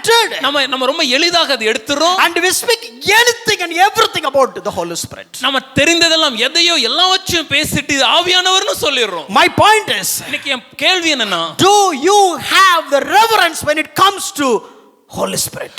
பரிசுத்த ஆவியாகிய தேவனை குறித்து நம்முடைய இருதயத்தில் ஒரு பயபக்தி இருக்கிறதா? Do you have the purity in the reverence which you have shown before the Spirit of God, who is the third person of the Trinity? He is God. திரித்துவத்தின் மூன்றாம் நபராகிய பரிசுத்த ஆவியாகிய தேவனை பார்க்கும்போது அவருக்கு கொடுக்கிற பயபக்தியின் பின்னாடி ஒரு கற்புள்ள சிந்தனை காணப்படுகிறதா? 100% அந்த பயபக்தியில கருப்பு இருக்கிறதாங்க. அவர் தேவன் அல்லவா? சும்மா வாய்க்கு வந்ததெல்லாம் சொல்லிட்டு ஆவியானவர் சொல்றாரு சொல்லக்கூடாது. You can just blabber something whatever you think and you quote that it is from the spirit. You have the fear when it comes to Father God. பிதாவாகிய தேவன் சொன்னா நமக்கு ஒரு பயம் இருக்கு. And immediately you have love when it comes to Jesus, second Trinity, the second person of the Trinity.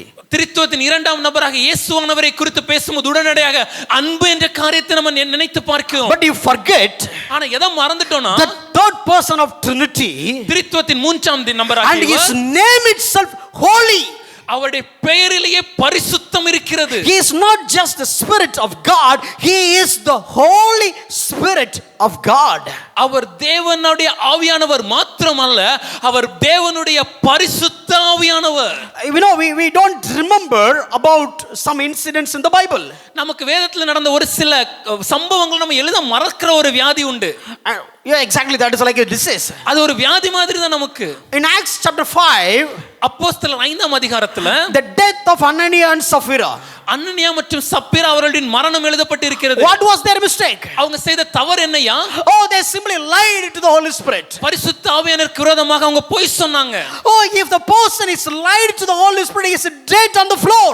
ஒருவன் பரிசுத்த ஆவியானவருக்கு விரோதமாக சொல்கிற பொய் உடனடியாக அவன் மரணத்துக்கு ஏதுவாக இருந்தது. How much more if you talked something nonsense about the Holy Spirit? How dangerous situation you are. அப்படி இருக்குமாயின் நாம் இன்றைய நாட்கள்ல பரிசுத்த ஆவியானவரை குறித்து அவதூறாக தவறாக நம்முடைய தோன்றுவதெல்லாம் பேசும்போது அது எவ்வளவு ஆபத்தான ஒரு காரியம் என்பதை நாம் உணர்ந்து கொள்ள வேண்டும். Are we treating the Spirit of God with all reverence, with all purity? நாம் பரிசுத்த ஆவியாராகிய தேவனுக்கு கொடுக்கிற இந்த கணத்துல, இந்த பயபக்தியில எல்லா வித கற்புள்ள சிந்தனை நமக்கு இருக்கிறதா? I just want to show you one incident. I know this came in the தொலைக்காட்சியில வந்த ஒரு செய்தியோட ஒரு கிளிப்பிங். இது disturbed me a lot. என்ன அதிகமாக பாதித்தது. Maybe the rest of the sermon you may not like it, I don't care. ஒருவேளை இன்னைக்கு நாங்க சொல்ற இந்த இரண்டாம் செய்தி ஒருவேளை உங்களுக்கு பிடிக்காம இருக்கலாம். Maybe it may disturb all your Pentecostal experiences. ஒருவேளை உங்க பெந்தேகோஸ்தே அனுபவங்களை இது தட்டி தூக்கலாம். We don't care. அதை குறித்து நான் கவலைப்பட போறது இல்லை. We will speak from the Bible. ஆனா நாங்கள் வேதத்திலிருந்து பேச விரும்புகிறோம். Whatever I say, நாங்கள் எதை சொன்னாலும் if it is not there in the Bible, then question me. எழுதி கொடுக்கப்பட்ட இந்த வேதத்தில் இல்லை என்றால் நிச்சயமாக எங்களை கேள்வி கேளுங்கள். If it is there in the word of God, question the author, not the mediator, not the proclaimer. ஒருவேளை எழுதி கொடுக்கப்பட்ட விழுந்து போகாத இந்த வேதத்தில் அது இருக்குமே ஆயின் எங்களை இந்த செய்தியை கொண்டு வருகிற இந்த எங்களை இந்த கேள்வி தபால்காரரை எங்களை கேட்காதீங்க, இதை எழுதி கொடுத்த ஆத்தர்ட்ட கேளுங்க. This man called himself as a prophet. இந்த மனிதன் தன்னை ஒரு தீர்க்கதரிசி என்று அழைத்துக் கொண்டார். And he was praying in tongues, speaking in tongues and doing the ministry. அவர் அந்நிய பாஷையில பேசுகிறார், அந்நிய பாஷையில ஜெபிக்கிறார், ஊழியம் செய்து கொண்டிருந்தார். He has got arrested by Kerala police. கேரளாவில் இருக்கக்கூடிய காவல்துறையினால் அவர் கைது செய்யப்பட்டார். He arrested. அவர் கைது செய்யப்பட்டார். And they mocked him. அவரை வைத்து ஏளனம் செய்தாங்க. And they pulled him. அவரை அழைத்து without any shirt. அவருடைய சட்டை இல்லாம அவரை அழைத்து handcuffed. கையில் விலங்கை மாட்டி with the handcuffed in front of the police officer. காவல்துறை அதிகாரிகளுக்கு முன்பாடி விலங்கு மாட்டி அவரை உட்கார வைத்து. I know we have the video. I don't want to humiliate anybody, but I just feel bad for him. I'm praying for him, but I cannot tolerate if something against the word of God. அது என்ன நடந்ததுங்கிற அந்த வீடியோவும் நம்ம எல்லாருக்கும் எங்க கிட்ட இருக்கு. அதை நாங்க போட விரும்பல. யாரையும் இங்க கேளனமோ ஏலி செய்வதற்காக நாங்க இல்ல. அவரை நாங்க நேசிக்கிறோம், அவருக்காக ஜெபிக்கிறோம், எல்லாம் செய்கிறோம். ஆனா தேவனுடைய நாமத்தை தூஷிக்கும் ஒரு காரியம் நடக்குமே ஆயின் அதை ஏற்றுக்கொள்ள முடியாது. எங்க போச்சுங்க reverence? Where we have lost the reverence. எவ்வளவு சீப் ஆகிட்டோம் God. How we have made him low and cheap. No, some pagan priest, they go to prison. ஒரு தேவனை அறியாத புறஜாதியாரை வழிபடுகிற ஒருவேளை சிறைச்சாலைக்கு செல்லலாம். This man is so famous in many countries. இந்த மனிதரோ பல நாடுகளில் இவர் பிரபலமானவர். There were songs he was singing, that was when you look at him, the way he preached, the way he taught, it's something like awesome. ஒருவேளை அவர் பாடின பாடல்களையோ அவர் பிரசங்கம் செய்கிற ஒரு காரியத்தை மாத்திரம் நீங்கள் கேட்பீங்கன்னா அவருடைய பிரசங்கங்களும் பாடல்களும் அவர் காண்பிக்கிற விதமும் ரொம்ப அற்புதமான தேவ மனுஷனை போல காண்பித்தார். But news can find that he is a fake. ஆனா ஒரு உலகத்துல காணப்படுற ஒரு தொலைக்காட்சியாக அவன் ஒரு போலி தீர்க்கதரிசி என்பதை அறிந்து கொண்டாங்க. The local police found him he is a fake. அங்கே காணப்படுகிற காவல்துறை இவர் ஒரு போலி தீர்க்கதரிசி என்பதை கண்டுபிடித்தாங்க. My point is, ஆனா என் கேள்வி என்னன்னா, why the Christians couldn't find it? ஏன் கிறிஸ்தவர்களாகிய நம்மளால அதை கண்டுபிடிக்க முடியல? They called him. அவரை அழைக்கிறாங்க. He was doing the ministry in other countries. வேறு வெளிநாடுகளுக்கு சென்று ஊழியம் செய்து கொண்டிருக்கிறார். Now look at the title. செய்தில கொடுக்கப்பட்ட அந்த தலைப்பை மட்டும் பாருங்களேன். No, he is laba mantra cheating. They are calling laba, he is doing some tantric works. No, it is all gibberish. இதெல்லாம் உளறல் பாஷை. Don't tell me that you are speaking in tongues if you don't understand what is real tongues means. உண்மையான தேவன் கொடுக்கிற அந்நிய பாஷை என்னவென்று உங்களுக்கு புரியாம இருக்குமே ஆயின் நீங்க பேசுகிற பாஷை அந்நிய பாஷை நினைச்சிட்டு சொல்லாதீங்க. If this guy is speaking in tongues, ஐயா இவர் பேசுறது அந்நிய பாஷையா and if இருந்துச்சுனா, this guy is prophesying, இவர் சொல்லுகிற தீர்க்கதரிசனமா இருந்ததுனா, and if he is a prophet, இவர் தீர்க்கதரிசியா இருந்தாருனா, come on, why did he come to this particular situation? ஏன் இப்படிப்பட்ட ஒரு கீழ்த்தரமான நிலைமையில இன்று நாம் வந்திருக்கிறோம்? Did he glorify God? தேவனுக்கு மகிமையை சேர்த்தாரா? Or did he mock God? இல்ல தேவனுக்கு விரோதமான தூஷணத்தை கொண்டு வந்தாரா? Come on, we don't understand about the Spirit of God and we are mocking Spirit of God without knowing the seriousness of the business. நாம் தேவனுடைய ஆவியானவர் யார் என்பதை அறிந்து கொள்ளாமல் தேவனுடைய ஆவியானவருக்கு விரோதமான தூஷண காரியங்களை செய்து அவபக்திக்கு நேராக அவரை கேவலமாக மாற்றிக் கொண்டிருக்கிறோம். No, sorry about my tone. நான் சொன்ன என்னுடைய வார்த்தைகளின் மொழிக்காக என்னை மன்னித்துக் கொள்ளுங்கள். We don't want your reputation. உங்களுக்கு முன்னாடி கனத்தை பெறுவதற்காக நாங்கள் இல்லை. But we want you to know the truth. ஆனால் சத்தியம் என்ன என்பதை நீங்கள் உணர்ந்து கொள்ள வேண்டும். I know this will go to the media. இது நிச்சயமாக மீடியால செல்லும் அறிந்திருக்கிறோம். I prayed God give me right words. அதற்காக நான் ஜெபிக்கிறேன் தேவனே சரியான வார்த்தைகளை எனக்கு கொடுங்க. So hereafter I am just going to nail through the scriptures. ஆகவே இதற்கு பின்னாடி வசனத்தை மாத்திரம் உங்களுக்கு காண்பிக்க விரும்புகிறேன். Just word and word. வசனமும் வசனம் மாத்திரமே. Are you ready to travel with me? என்னோடு இணைந்து பயணிக்க தயாரா? Are you ready to travel with me? இணைந்து கவனிக்க தயாரா? This is not just for ART. இது ART சபைக்குள்ளான மாத்திரமுள்ள செய்தி மாத்திரமல்ல. But at the same time, அதே நேரத்துல if you are from the ART, ஒருவேளை நீங்கள் ART சபையில் இருந்தீங்கன்னா, you need to have the right discernment according to the word of God alone, not even based on my own silly experiences. இந்த தேவனுடைய வார்த்தையின் ஊடாக வசனமாகிய வெளிச்சமாகிய இது என்ன சொல்கிறதோ இதன்படியாக பகுத்தறியக்கூடிய ஒரு நிதானமுடைய மனம் நமக்கு தேவை. நாங்க சொல்கிற எங்களுடைய சொந்த அனுபவங்கள் கூட அல்ல. Even my experiences is contrary to the word of God. Let me tell you, don't dare to believe me because it is an abomination against God. ஒருவேளை நாங்கள் சொல்கிற இல்ல என்னுடைய அனுபவம் தேவனுடைய வார்த்தைக்கு விரோதமாக எதிர்மறையாக இருக்குமே ஆயின் தயவு செய்து எங்களை ஏத்துக்காதீங்க. ஏனென்றால் அது தேவனுக்கு முன்னாடி ஒரு அருவருப்பா இருக்கும். Okay, let me go through few things which you have been already taught. நம்ம ஏற்கனவே கற்றுக்கொண்டு தியானித்த ஒரு சில காரியங்களை மறுபடியும் நினைப்பூட்ட விரும்புகிறேன். But 30 to 40% of crowd were not there when we have taught all these things. ஆனால் இந்த காரியங்களை குறித்து தியானிக்கும் போது ஒருவேளை நம்முடைய சபையில் ஒரு 30-40% கூட்டம் அன்று இல்லாம இருந்தது. But if you are coming, this is very first, or let me put it this way, if you are hearing this topic from us for the very first time, please make a note of it. ஒருவேளை முதல் முறையாக இந்த சத்தியங்களை நீங்க நம்முடைய சபையில கேட்பீங்கன்னா தயவு செய்து இதை குறிப்பெடுத்துக் கொள்ளுங்க. Don't look at with the speculations or the skeptic mentality. இது என்னவாக இருக்கும் என்ற கேள்வியோட ஒரு கேள்விக்குறியான மனதோடு நீங்க பார்க்காதீங்க. Pray with an open heart, listen, go and test. ஒரு திறந்த மனதோட கேளுங்க, கவனித்து பாருங்க, வீட்டுக்கு சின்னாடி வசனத்தோடு ஒப்பிட்டு சோதித்து பாருங்க. Okay, let's get into the message. செய்திக்குள்ளாக நம்ம கடந்து செல்வோம். It's kind of interactive, okay? கொஞ்சம் கேள்வி பதில் மாதிரி இது இருக்கணும்னு நான் விரும்புறேன். I hope you will answer me. பதில் சொல்லுவீங்க நம்புறோம். And if you don't answer me, ஒருவேளை பதில் சொல்லலனா I feel like so awkward. எனக்கு ரொம்ப வித்தியாசமா இருக்கு. முடிச்ச உடனே கலரிவாங்களோ என்ன வேற இருக்கும் எனக்கு. I'll also feel like after the end of the message will they stone me. அப்படிலாம் இல்லைன்னு ஒரு வார்த்தை சொன்னாங்களா பார்த்தியா? அடிக்கணும்னு முடிவெடுத்தா அடிப்போம் சார். நீங்கள் அடித்தாலும் பரவாயில்ல சார், வசனத்தில் இருக்கிறதா சார் சொல்ல போகிறோம். We are going to say the truth irrespective whether you stone us or not. Okay, how many of you have Holy Spirit in you? எத்தனை பேருக்குள்ள ஆவியானவர் இருக்கிறார்? கையை தூக்காதவங்களுக்குள்ள யார் இருக்காப்பா? அப்போ நீங்கள் சொல்லிட்டீங்கன்னா தெளிவாக இருக்கும். How many of you have the Holy Spirit? நம்ம யாருக்குள்ளெல்லாம் பரிசுத்தாவியாகிய தேவன் Raise your hands up and high and just wave it. Praise God, I have the Holy Spirit of God. கரங்களை உயர்த்தி அசைத்து காண்பிக்க முடியுமா எனக்குள்ளாக அப்படியே வச்சுட்டு கீழே போட்டுறாங்க. அடுத்த கேள்வி இருக்கு, வெயிட் பண்ணுங்க, உடனே கீழே போட்டுற கூடாது. கை துக் துக் துக். No, துக். How many of you filled by the Holy Spirit in the last 1 week? இந்த கடந்த ஒரு வாரத்துல பரிசுத்த ஆவியானவர்ல நிரப்பப்பட்டேன்னு சொல்றவங்க மாத்திரம் கரங்களை உயர்த்தி காண்பிக்கலாமா? மத்தவங்க கரங்களை கீழே போட்டுறலாம். இந்த ஏரியா பக்கம் கொஞ்சம் புயல் அடங்கிடுச்சு. சரி, is there anyone dare to say how did you get filled and what was your experience? யாராவது ஒருவர் நீங்க எந்த விதத்துல பரிசுத்த ஆவியானவரால் நிரப்பப்பட்டீங்க, உங்களுடைய அனுபவம் என்னன்னு சொல்லி எங்கள்கிட்ட சொல்ல முடியுமா?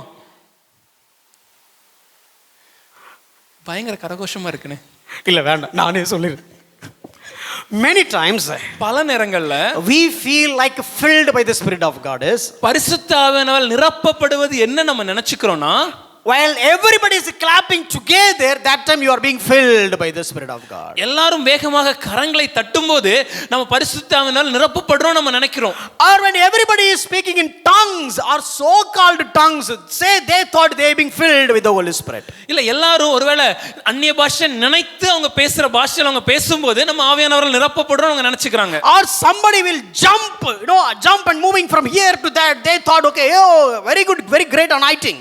இல்ல நம்ம என்ன பண்ண கரங்களை தட்டி குதித்து கொண்டு இங்க இருந்து அங்க போனோம்னா ஏதோ ஆவியானவரால் நிரப்பப்பட்டு அபிஷேகம் பெற்றுக்கோம் நம்ம நினைக்கிறோம். And when somebody is just falling down and immediately covering them, oh they drunken in the Spirit of God. ஒருவேளை ஆவியானவர் ஒருத்தர் நிரப்பிட்டார், அவர் கீழே விழுந்து உடனே அவர் போர்வையால மூடிட்டோம்னா நம்ம என்ன நினைக்கிறோம்னா ஆவியானவரால் அவர் நிரப்பப்பட்டிருக்கிறார் நம்ம நினைக்கிறோம். All these experiences, இந்த எல்லா அனுபவங்களும் we don't have the solid biblical evidence. இதற்கு எங்கேயுமே வேதத்திலிருந்து இப்படி தான் இருக்குங்கிற ஒரு சாட்சி இல்லவே இல்லை. You can find nowhere in the book of Acts. அப்போஸ்தலர்களுடைய புத்தகத்தை முழுவதா படிக்கும்போது ஏதாவது சாட்சிகள் இத போல இருக்குதா? When it comes to Spirit of God, two things. ஆவியானவரை குறித்து பார்க்கும்போது இரண்டு காரியங்கள். One is the baptism of the Holy Spirit. முதலாவதாக பரிசுத்த ஆவியின் ஞானஸ்நானம். And the other one is filled by the Spirit of God. இரண்டாவதாக பரிசுத்த ஆவியால் நிரப்பப்படுகிற காரியம். These two things I'm just going to explain very quickly. இந்த ரெண்டு காரியங்கள் கொஞ்சம் விரைவா சொல்ல விரும்புறேன். Maybe it is like a Bible study. ஒருவேளை இது வேத ஆராய்ச்சி போல தோன்றலாம். But I'm trying to help you. ஆனா அது உங்களுக்கு கண்டிப்பா தேவைங்கிறதால சொல்ல விரும்புறேன். I have a lot of slides, but I'm just quickly go through like point by point. நிறைய காரியங்களை குறித்த குறிப்புகள் உண்டு, ஆனா வெகு விரைவாக சொல்ல விரும்புகிறேன். Okay, let me ask this question first. முதல்ல இந்த கேள்வியை கேட்கிறேன். Okay, any volunteers? ஐயோ நம்மள பாத்திர கூடாது இவன் அப்படி நினைக்கிறாங்க. Any volunteers? Okay, one volunteer. Maybe Raji கூப்பிடணும்னு நினைக்கிறேன், பட் ராஜி என்ன பார்த்துட்டாங்க. இப்போ என்ன பண்றது, கூப்பிட முடியும். Raji, tell me, describe who is Holy Spirit. பரிசுத்த ஆவியானவர் யார் என்று கொஞ்சம் விளக்கமா சொல்ல முடியுமா? யோசிச்சுட்டே இருந்திப்பாங்க. கூப்பிட்டான், நான் பின்னால் இருக்கலன்னு நினைச்சேன். Yeah, Raji, come on, get up. Get up. Just 2 minutes. You have maybe you have 30 seconds. Describe Holy Spirit. Yeah, I can give. இதுக்கு பைக் வேற அப்படின்னு நினைக்கிறாங்க. Describe Holy Spirit. பக்கத்துல மெல்வின், அப்பாடா என்ன பாத்துவான்னு நினைச்சேன்டா, தப்பிச்சேன். Exactly. Yeah, Raji, describe who is Holy Spirit. Just 30 seconds. Trinity, one God தான், அவரும் God தான். இவரு பெரிய சர்டிஃபிகேட் பாரு. ஏய் தப்பா நினைச்சிக்காத, அவரு God தான் ஃபர்ஸ்ட். அவர் மேல The one who resides in us. The one ஒவ்வொரு விஷயமும் பண்றப்ப one who is always convicting me. Convicting Holy Spirit. அப்புறம் comforting also whenever I need comfort. முக்கியமான பாயிண்ட் comforting. வேற ஏதாவது சீல கரெக்டிங், எல்லாம் டீச்சிங், கவுன்சிலிங் வருது. ஓகே, வேற ஏதாவது ஹோலி ஸ்பிரிட் பத்தி? ஓகே, வேற இந்த பக்கம் கேட்கலாமா? Victor tell me something about the Holy Spirit. No. You never expected, right? எனக்கு தெரியும் நீங்க எதிர்பார்க்கலன்னு. Tell me something about the Holy Spirit. Discernment. Wow, big term. சீல ஆரம்பிச்சாங்க, டீல முடிக்கிறார் பாரு. Wow alphabet. அப்புறம் மேல discernment. சோ நம்மள வழியில எடுத்துறது guide. Wow, okay, guide. So is God, எல்லாமே அவர்தான். ஒரே வார்த்தை, எல்லாமே அவர்தான் சார். நீ என்ன கிடையாது. ஓகே, தேங்க்யூ அண்ணா, thank you. Give them big hand. அவங்களுக்கு கரங்களை தட்டலாமா? Be glad that I didn't see your face. ரொம்ப சந்தோஷப்பட்டுக்கோங்க, நாங்க உங்களை அழைக்கலன்னு. I thought of calling Jenny. அடுத்ததாக ஜெனியக்காவை கூப்பிடலாம் நினைச்சோம். But she knows a lot of answers, so I didn't ask her. அவங்க நிறைய ஆன்சர் சொல்லுவாங்க, அதனால தான் கேட்கல. நமக்கே டவுட் ஆயிரக்கூடாது பிறகு. Okay, so let me put small snippets, just couple of snippets. Who is Holy Spirit? ஆனால் இந்த ஆவியானவர் யார் என்று வேதம் சொல்கிற ஒரு சில காரியங்களை விரைவாக காண்பிக்க So விரும்புகிறேன். before we get into that, அதை சொல்வதற்கு முன்னாடி, can you grieve God? தேவனை துக்கப்படுத்த முடியுமா? Have you grieved God? தேவன் நினைக்க துக்கப்படுத்தி இருக்கீங்களா? எவ்வளவு சத்தமா ஏதோ வர்ஷிப் பண்ணிருக்காங்க. யா no. When it comes to Father God, பிதாவாகிய தேவனை பார்க்கும்போது, God felt bad after he created man. தேவனாகிய கர்த்தர் மனிதனை படைத்ததற்காக அவர் துக்கப்பட்டார். Because the intention of the mankind became so bad. ஏனென்றால் மனிதனும் அவனுடைய எண்ணங்களின் தோற்றங்களும் தவறாக மாறிவிட்டது. And one more time you can see God felt so bad because he made Saul as a king. இன்னொரு இடத்துல நான் பார்க்கும்போது சவுலை ராஜாவாக ஏற்படுத்தியதற்கு தேவன் வருந்தினார். And the same like Son of God is also feeling sometimes bad. அதே போல குமாரனாகிய தேவனும் சில இடங்களில் வருத்தப்படுவதை நம்ம பார்க்க When முடியும். Lazarus died, Jesus cried. லாசர் மரித்தபோது இயேசுவானவர் அழுதார். Of course, a separation of the friend, but more than that, how come these people will believe all the resurrection, all these things? ஒரு பதத்தில் பார்க்கும்போது தன்னுடைய நண்பனாகிய சிநேகிதன் மரணம் இருந்தாலும் அதனுடைய ஆழமான அர்த்தம் இந்த ஜனங்கள் இந்த உயிர்த்தெழுதலை குறித்து எப்பொழுது புரிந்து கொள்வார்கள் என்ற ஏக்கம். And when he looked at the city of Jerusalem and lamenting, எருசலேம் நகரத்தை பார்க்கும்போது கண்ணீர் விட்டு அழுகிறார். and another side when he was on the cross, he was lamenting, oh, Lord, these people are doing all this without knowing all that.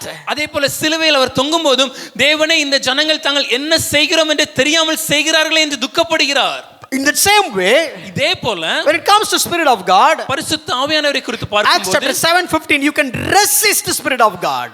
அப்போஸ்தலர் நடவடிக்கை 7:50 சொல்லும்போது, 15 மன்னிக்கவும் 7ஆம் அதிகாரம் 15ஆம் வசனம் சொல்லும்போது நீங்கள் பரிசுத்த ஆவியாகிய தேவனுக்கு எதிர்த்து நிற்க முடியும். And 1 Thessalonians 5:19 says you can quench the Spirit of God. 1 தெசலோனிக்கேயர் 5ஆம் அதிகாரம் 19ஆம் வசனம் சொல்லும்போது பரிசுத்த ஆவியை அவித்து போடாதீர்கள். Ephesians 4:30 says you can grieve the Spirit of God. எபேசியர் 4:30 சொல்கிறது பரிசுத்த ஆவியை துக்கப்படுத்தாதிருங்கள். Let me tell you, நான் ஒரு விஷயத்தை சொல்றேன். today the Christianity, இன்று நம்முடைய கிறிஸ்தவ சமூகம், the Christian community, கிறிஸ்தவ சமுதாயம் so called filled by the Spirit, பரிசுத்த ஆவியால் நிரப்பப்பட்டோம் என்று அழைக்கப்பட்ட சமூகமாகிய நாம, without purity in their reverence, நம்மளுடைய பயபக்தியில எந்த விதமான கற்புள்ள சிந்தனையும் இல்லாம, because of all the selfish shake, எல்லாவித சுயநலத்தின் காரணத்தினாலே we grieve the Holy Spirit just like that without even knowing that we are grieving God. நாம் தேவனை துக்கப்படுத்துகிறோம் என்ற எண்ணம் கொஞ்சம் கூட இல்லாம பல நேரங்களில் நாம் செய்கிற செயல்கள் பரிசுத்த ஆவியை துக்கப்படுத்தி கொண்டிருக்கிறது. When I ask you, you talked about, okay, when he is residing in us and he was comforting, convicting and all these things. நான் உங்கள்ட்ட கேட்கும் நீங்க சொன்னீங்க அவர் நம்மளோட வாசம் செய்கிறார், நம்மளை கண்டித்து உணர்த்துகிறார், நம்மளை வழி நடத்துகிறார், நம்மளை ஆறுதல் படுத்துகிறார். And he says, okay, he is the guide. அதே அண்ணா சொல்லும்போது அவர் நம்மளை வழி நடத்துகிறார், discerning, அவர் நம்மளுக்கு பகுத்தறிய உதவி all செய்கிறார். these things are right. இதெல்லாம் உண்மைதான்யா. But in general, ஆனா பொதுவாக if you go to the Christian community, ஒரு கிறிஸ்தவ சமுதாயத்தில் சென்று whenever they say Holy Spirit, ஆவியானவர்ங்கற வார்த்தையை சொன்னாங்கன்னா two words, ரெண்டு வார்த்தை, only those two words, அந்த ரெண்டே வார்த்தை தான். Tamil, English, தமிழ்ல தான், ஆங்கிலத்துல தான். even songs are also the same way, பாட்டு எழுதினாலும் இப்படி தான் எழுதுறோம், and saying also the same way. அது வாக்கியத்தை சொன்னாலும் இத குறித்து தான் சொல்றோம். Can the church says what are the two words? அது ரெண்டு வார்த்தை என்னன்னு சபையாக நாங்க சொல்ல முடியுமா? Fire, அக்கினி, power, வல்லமை, power, வல்லமை. and when it comes to Spirit of God, we have special songs. பரிசுத்த ஆவியை குறித்து பாடுறதுக்கு நம்ம தனிப்பட்ட பாடல்கள் கொஞ்சம் இந்த வச்சிருக்கோம். அரசியல்வாதி வரும்போது அதுக்கிட்ட பாட்டு வச்சுப்போம் பாத்தியா? So whenever the politician comes, we have special songs to welcome the politician. வல்லமை, வல்லமை, வல்லமை, வல்லமை, வல்லமை. We say power, power, power, power. Fire, அக்கினி. இந்த ரெண்டுக்கும் அவருக்கும் சம்பந்தமே இல்ல. But these two words are nowhere connected to him. The fire is talking about purifying. இந்த அக்கினியானது நம்மளை தேவன் பரிசுத்தப்படுத்துகிறது, இல்ல நம்மளுடைய பாவங்களை கழுவுகிறதை குறித்து பேசுகிறது. The Spirit of God is purifying us because he is holy. The basic nature is holiness.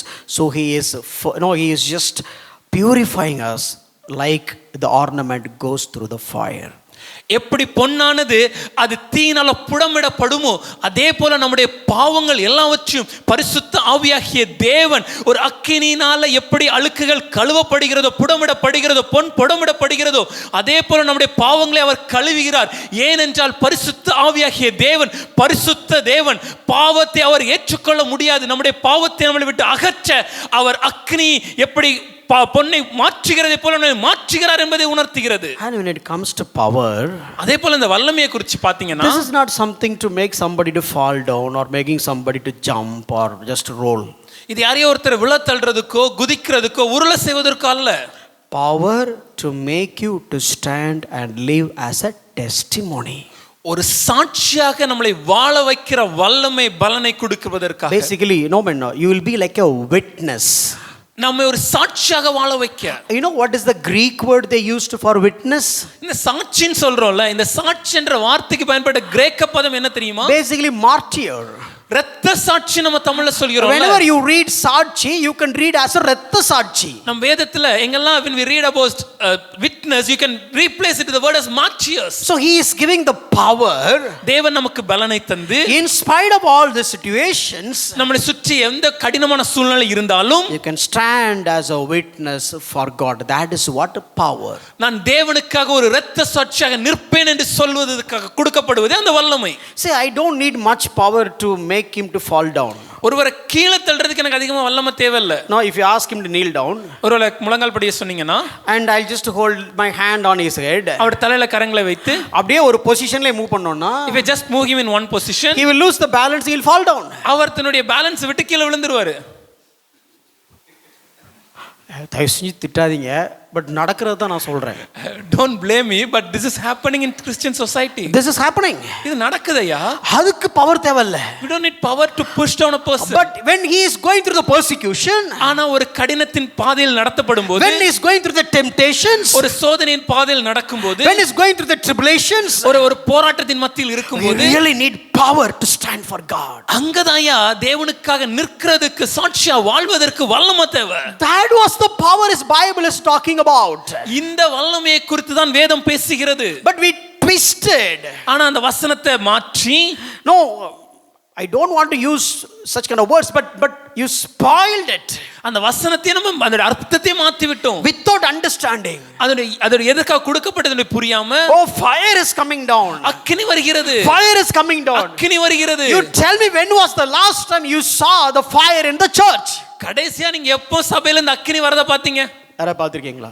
Has ever seen a fire coming down? இவ்வளவு வருஷம் இருக்குமே, என்னைக்காவது ஒரு நாளாவது சர்ச்சில் நெருப்பு வந்து பாத்திருக்கீங்களா? Has ever anybody seen in all your Christian life that fire coming down tangibly from heaven unto the church? In one particular church, ஒரு சபையில they made literally fire. அவங்க உண்மையாவே தீயை கொளுத்திட்டாங்க. And they took the wood with fire. ஒரு தீவெட்டி எடுத்து அதல மேல தீய வச்சு, not தீவெட்டி, விறகு கட்டை, மன்னிக்க விறகு கட்டை எடுத்து அதல தீய பத்த வச்சிட்டு சர்ச்சுக்குள்ள சுத்தி வராங்க. And they were roaming around inside the church. Fire, cleansing fire. எங்கயா தீ பிடிச்சு ஃபயர் ஆயிர போகுது பிறகு. And they carried fire, let the fire cleanse. Brother, be careful, the church might get burned. Another group of people, இன்னொரு கூட்டம், they draw an Indian map.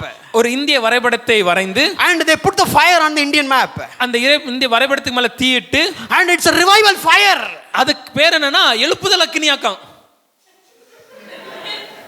எங்க இருக்கு இதெல்லாம்? Where is that in the Bible? இதற்கெல்லாம் எங்க reference இருக்கு நமக்கு? இதெல்லாம் செய்வதற்கு do we have that பயபக்தி இருக்கிறதா? We don't have any reference in the Bible and we don't have any reverence in our heart.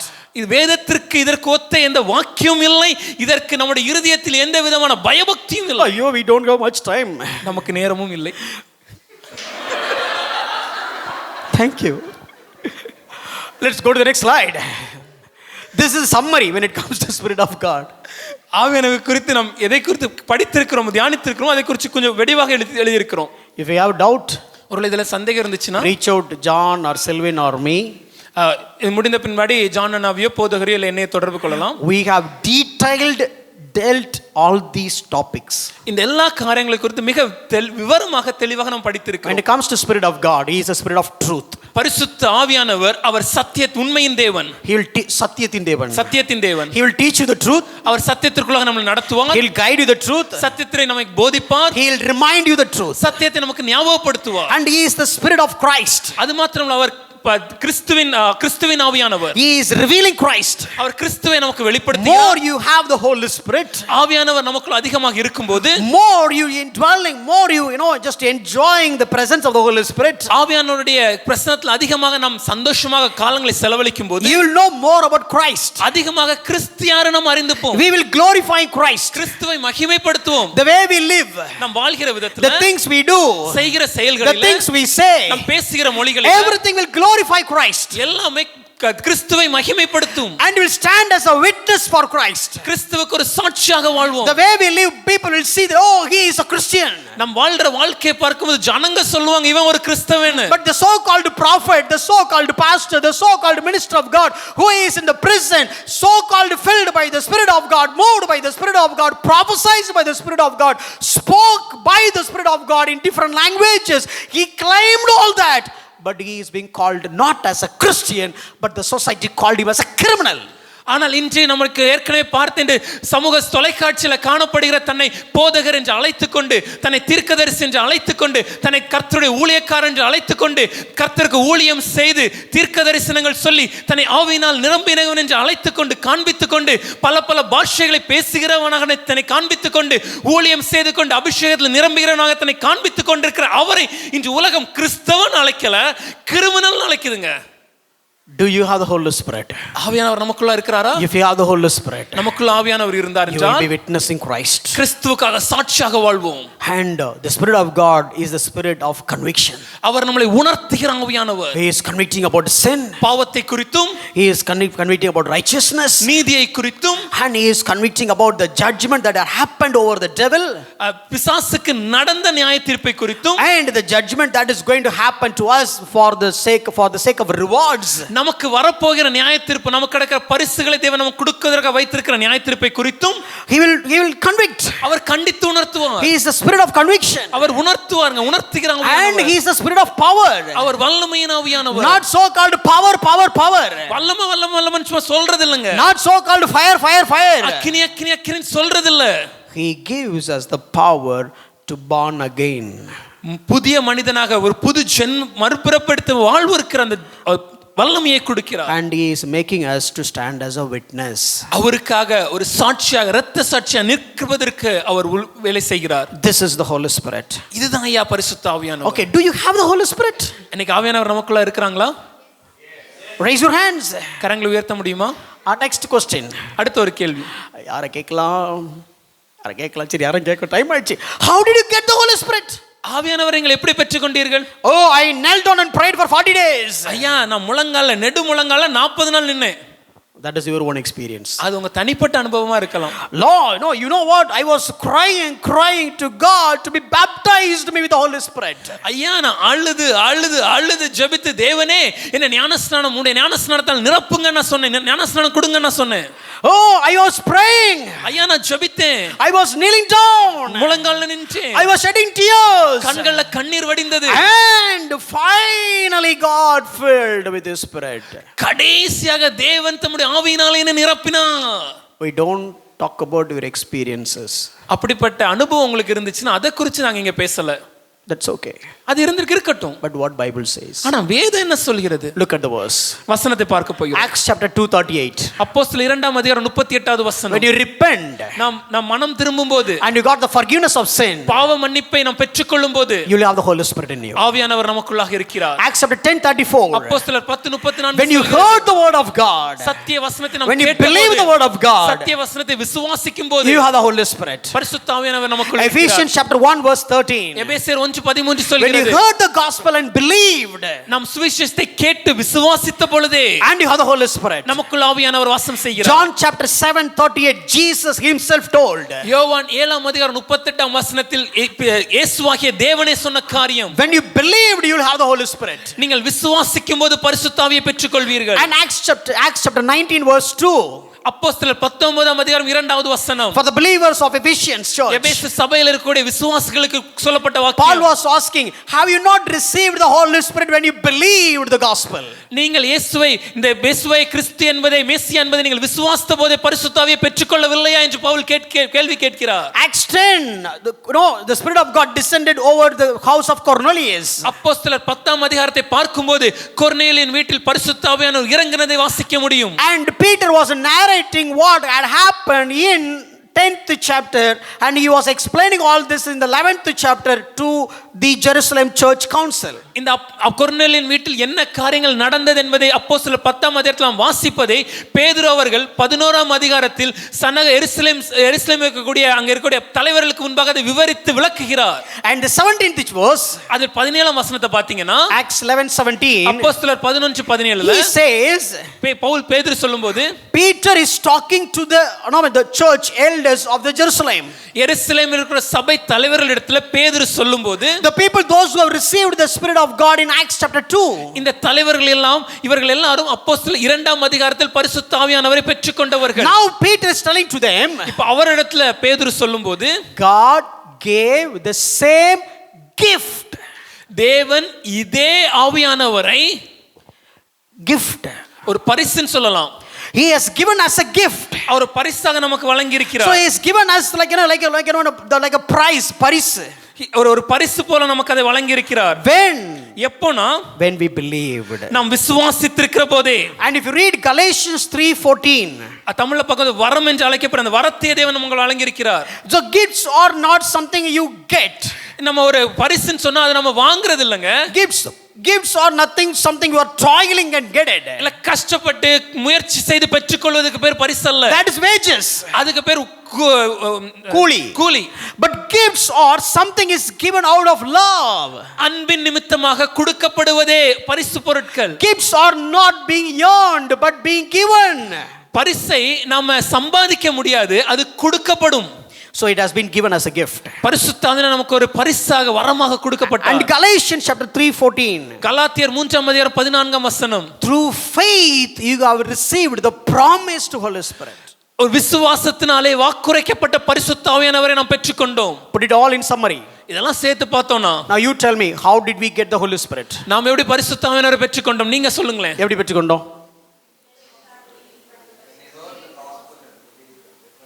connect all these verses. இந்த எல்லா வசனத்தையும் சேர்த்து படிச்சு பாருங்க. according to the word of God. வேத வசனம் சொல்கிறது, when you heard the gospel, சத்திய ஆகிய சுவிசேஷத்தை கேட்டபோது, when you believed the gospel, சுவிசேஷத்தை விசுவாசித்த போது, and you repent from your sin, பாவ மன்னிப்புக்கு நாம் பெற்றுக்கொண்ட போது, and when you got the forgiveness of sin, மனம் திரும்பி பாவ மன்னிப்பை நாம் பெற்றுக்கொண்ட போது, by faith விசுவாசத்தினாலே we have received this gift of the Holy Spirit. இந்த பரிசுத்த ஆவியாகிய இந்த பரிசை நாம் பெற்றுக்கொண்டோங்க. பரிசுத்த ஆவியின் வரங்களை அல்ல, பரிசுத்த ஆவியாகிய gift பெற்றுக்கொண்டோம். We did not get the gifts of the Spirit, but we got the gift that Himself, the Holy Spirit. Thank God you got it. I'm happy about it. அதுக்காக சந்தோஷப்படலாம். How many of you are happy we got in this way? ஆவியானவர் நமக்கு கொடுக்கப்பட்டிருக்க எத்தனை பேர் சந்தோஷப்படுறீங்க? You no need to toil. இதற்காக நம்ம வருந்தணும் அவசியம் இல்ல. You are not twisting the arms of God or you're shaking the throne of God. Fill me. ஏதோ தேவனுடைய கரங்களை முறித்தோ இல்ல அவருடைய சிங்காசனத்தை அசைத்தோ தேவன் என்ன நிரப்புங்க நம்ம கத்துறது இல்ல. And look at the baptism of the Holy Spirit. பரிசுத்த நிறைவை குறித்து பார்க்கும்போது, ஞானஸ்நானத்தை குறித்து பார்க்கும்போது, பரிசுத்த ஞானஸ்நானத்தை குறித்து பார்க்கும்போது, see, everywhere you go they will ask this question. நம்ம எங்க போனாலும் இந்த கேள்வியை கேட்பாங்க. Have you got saved? ரட்சிக்கப்பட்டிருக்கீங்களா? Yeah. ஆமாயா. Have you got anointed? அபிஷேகம் பண்ணப்பட்டிருக்கீங்களா? Do we have the two different kind of experiences? ஐயா, இந்த ரெண்டு எதுவும் தனிப்பட்ட வித்தியாசமான அனுபவங்களா? We'll deal when we'll get time. Lot of scriptures, we don't have time. அதுக்கு நிறைய வசனம் இருக்கு. அது இன்னொரு நாள் பிறகு அது வரும்போது நம்ம தியானிக்க போறோம். But let me deal in a different way. ஆனா இன்னொரு விதத்துல சொல்ல விரும்புறேன். They claim, என்ன நம்புறாங்கன்னா, because all the people believed, எல்லாரும் என்ன விசுவாசிக்கறாங்கன்னா, and in Acts all the people believed the gospel, மன்னிக்கவும், எல்லாரும் சுவிசேஷத்தை விசுவாசித்து, but look at in the second chapter they've been baptized by the Holy Spirit. இரண்டாம் அதிகாரத்துல அவங்க ஆவியானவரால் ஞானஸ்நானம் பெற்றுக்கொண்டாங்க. And they've been waiting. அவங்க காத்திருந்தாங்க. So you also need to wait. ஆகவே நாமளும் காத்திருக்கணும். And you may have got saved, ரட்சிக்கப்பட்டிருக்கலாம், but you have to wait and tarry and receive receive the Holy Spirit. ஆனா காத்திருந்து கஷ்டப்பட்டு தான் இந்த ஆவியானவரை பெற்றுக்கொள்ளணும் நம்ம நினைச்சுக்கிறோம். And the same way, அதே போல look at the 8th chapter. 8ஆம் அதிகாரத்தை பாருங்க. Peter and John came. பேதுருவும் யோவானும் வராங்க. When they lay their hands, அவங்க கரங்களை வைத்தபோது they got the Holy Spirit. பரிசுத்த ஆவியை பெற்றுக்கொண்டாங்க. One man told me, ஒரு மனுஷர் என்கிட்ட சொன்னாரு, he just quoted one minister of God, ஒரு தேவனுடைய ஊழியக்காரரை குறித்து சொல்லி இப்படி a சொன்னாரு. senior man of God. ஒரு வயது முதிர்ந்த ஒரு தேவனுடைய ஊழியக்காரர். He said, அவர் சொன்னார், I was praying for the Holy Spirit நான் பரிசுத்த ஆவிக்காக ஜெபித்துட்டே for many இருந்தேன். times. பல நாளா ஜெபித்துட்டு இருந்தேன். That senior man of God come to my hometown. அந்த வயதான தேவனுடைய ஊழியர் எங்க ஊருக்கு வந்தாங்க. And when I knelt down, நான் அவருக்கு முன்னாடி முழங்கால் படிட்டு, and when he laid his hands on my head, அவருடைய கரங்களை என் மேல அவர் வைத்தபோது, and I got baptized by the Holy Spirit. அப்பவும் பரிசுத்த ஆவியின் ஞானஸ்நானம் பெற்றுக்கொண்டேன். Really? உண்மையாவையா? Let's deal. அத பாப்போமே. Then Acts chapter 10. அப்போஸ்தலர் 10 சொல்கிறது, No, it's for Gentiles. இது புறஜாதியானருக்கு. Cornelius was waiting. கொர்நேலியன் காத்து கொண்டிருக்கிறான். Peter came. பேதுரு வருகிறான். Peter prayed. பேதுரு ஜெபித்தான். In fact, he didn't pray. He was preached. He was preaching. இன்னும் சொல்ல பேதுரு ஜெபிக்க முன்னாடி பிரசங்கம் தான் செய்து கொண்டிருந்தார். While preaching, பிரசங்கிக்கும் பொழுதே the Spirit of God descended over them. பரிசுத்த ஆவியானவர் அவர்கள் மேல் இறங்கினதை பார்க்க முடியும். Then Acts chapter 19. அதற்கு பின்படி அப்போஸ்தலர் 19ஆம் அதிகாரம். Paul was asking, பவுல் கேட்கிறார், have you got filled by the Holy Spirit? பரிசுத்த ஆவியின் ஞானஸ்நானத்தை பெற்று நிறைவை பெற்று Have you got baptized by the Holy Spirit? பரிசுத்த ஆவியின் ஞானஸ்நானத்தை பெற்றுக் கொண்டீர்களா? They said, we don't know. அவங்க எங்களுக்கு தெரியாதுன்றாங்க. Because they don't know the gospel. They knew about Jesus, but they didn't know that Jesus is the Messiah. அவங்களுக்கு இயேசுவை குறித்து தெரிந்திருந்தாலும் இயேசுதான் மேசியா என்ற சத்தியம் அவர்களுக்கு அப்ப தெரியவில்லை. And then he was preaching the whole gospel and prayed. They got the Holy Spirit. இந்த முழு சுவிசேஷத்தை அவங்களுக்கு பிரசங்கம் பண்ணி விட்டு ஜெபித்தபோது அவங்க பரிசுத்த ஆவியை பெற்றுக்கொண்டாங்க. So what are all the chapters I quoted? இந்த அதிகாரத்துல நான் சொன்னேன் அப்போஸ்தலர்களே. You tell me. நீங்க சொல்லுங்க. 2, 2ஆம் அதிகாரம், 8, 10, 10, 19. 19. Did I say 17? 19. Okay. So 2, 2ஆம் அதிகாரம், 8, 8ஆம் அதிகாரம், 10, 10ஆம் அதிகாரம், 19. 19ஆம் அதிகாரம். After that, அதன் பின்பாக you will never see such kind of incident in the entire Bible.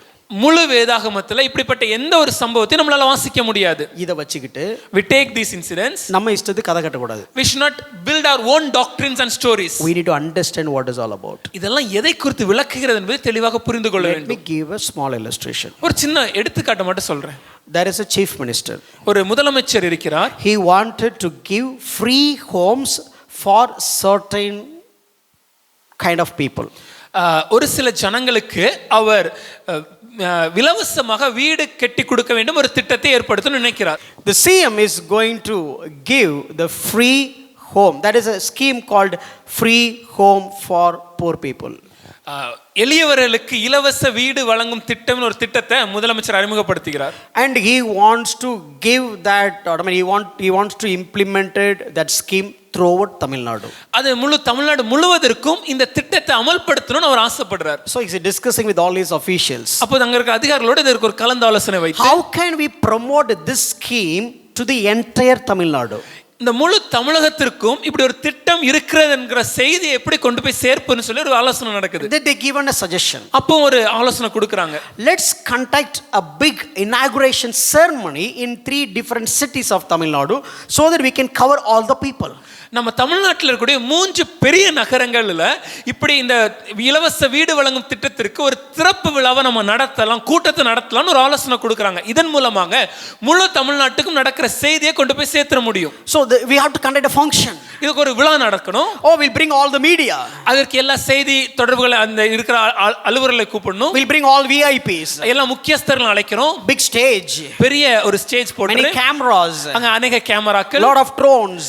Drone கேமராக்கள்லாம் வச்சு live telecast. நேரடி ஒளிபரப்பு, photos.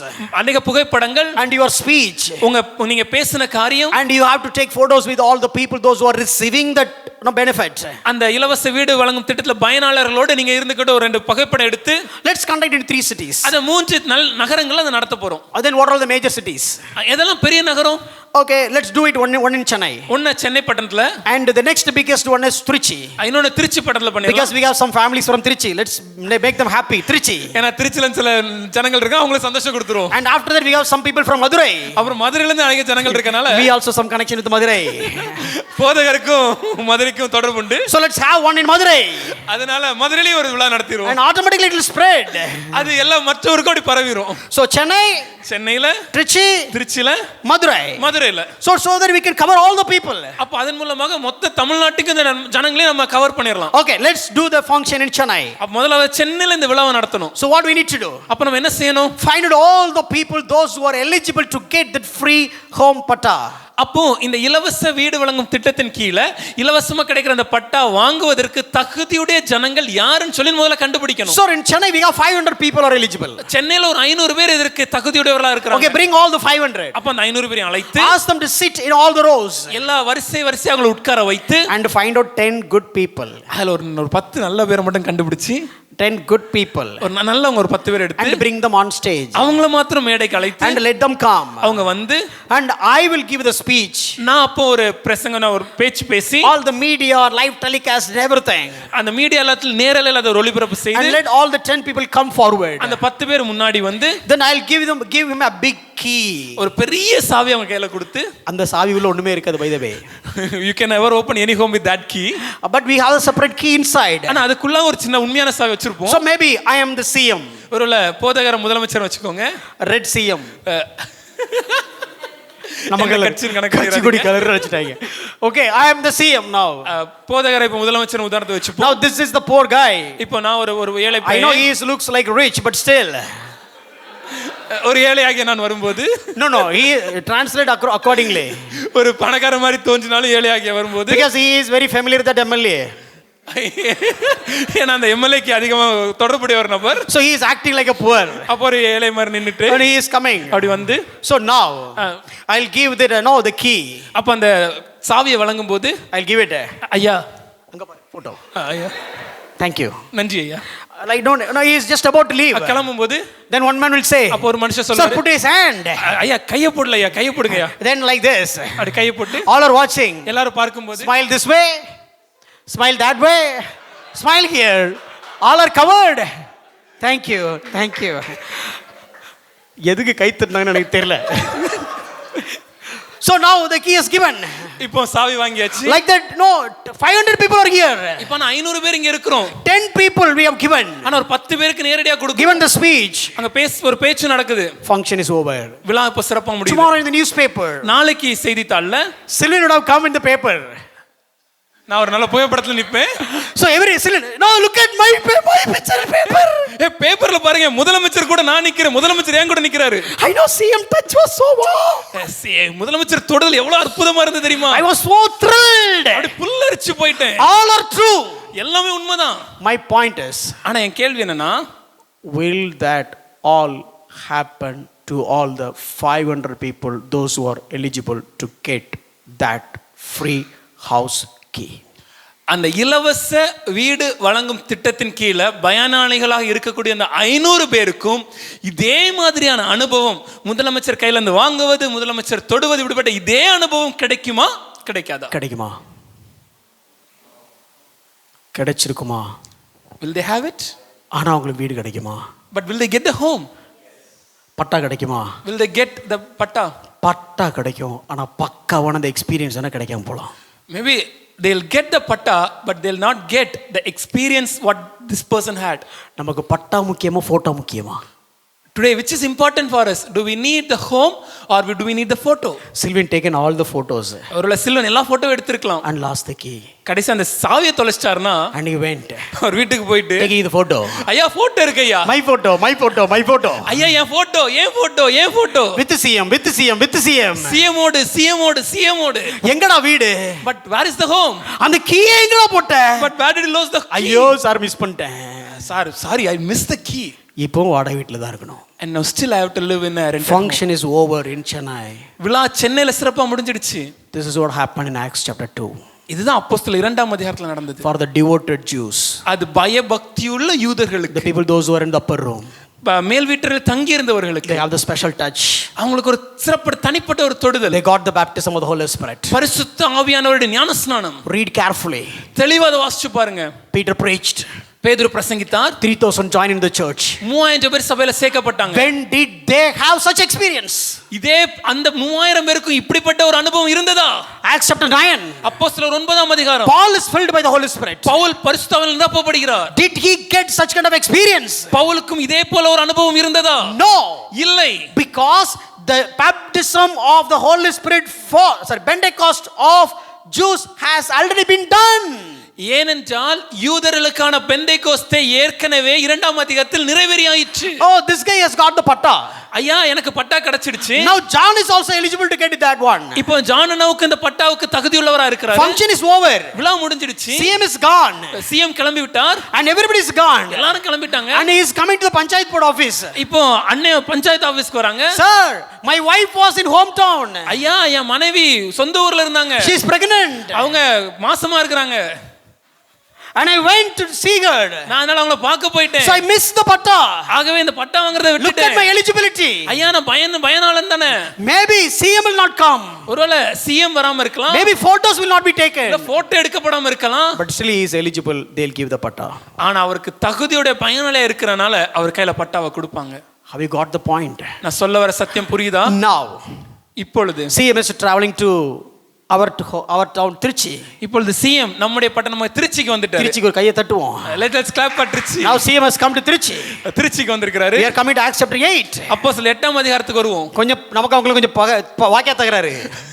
We have a small disputes between both of them. Jews and Samaritans, they will not, they are of Jews, but still there is no good relationship with them.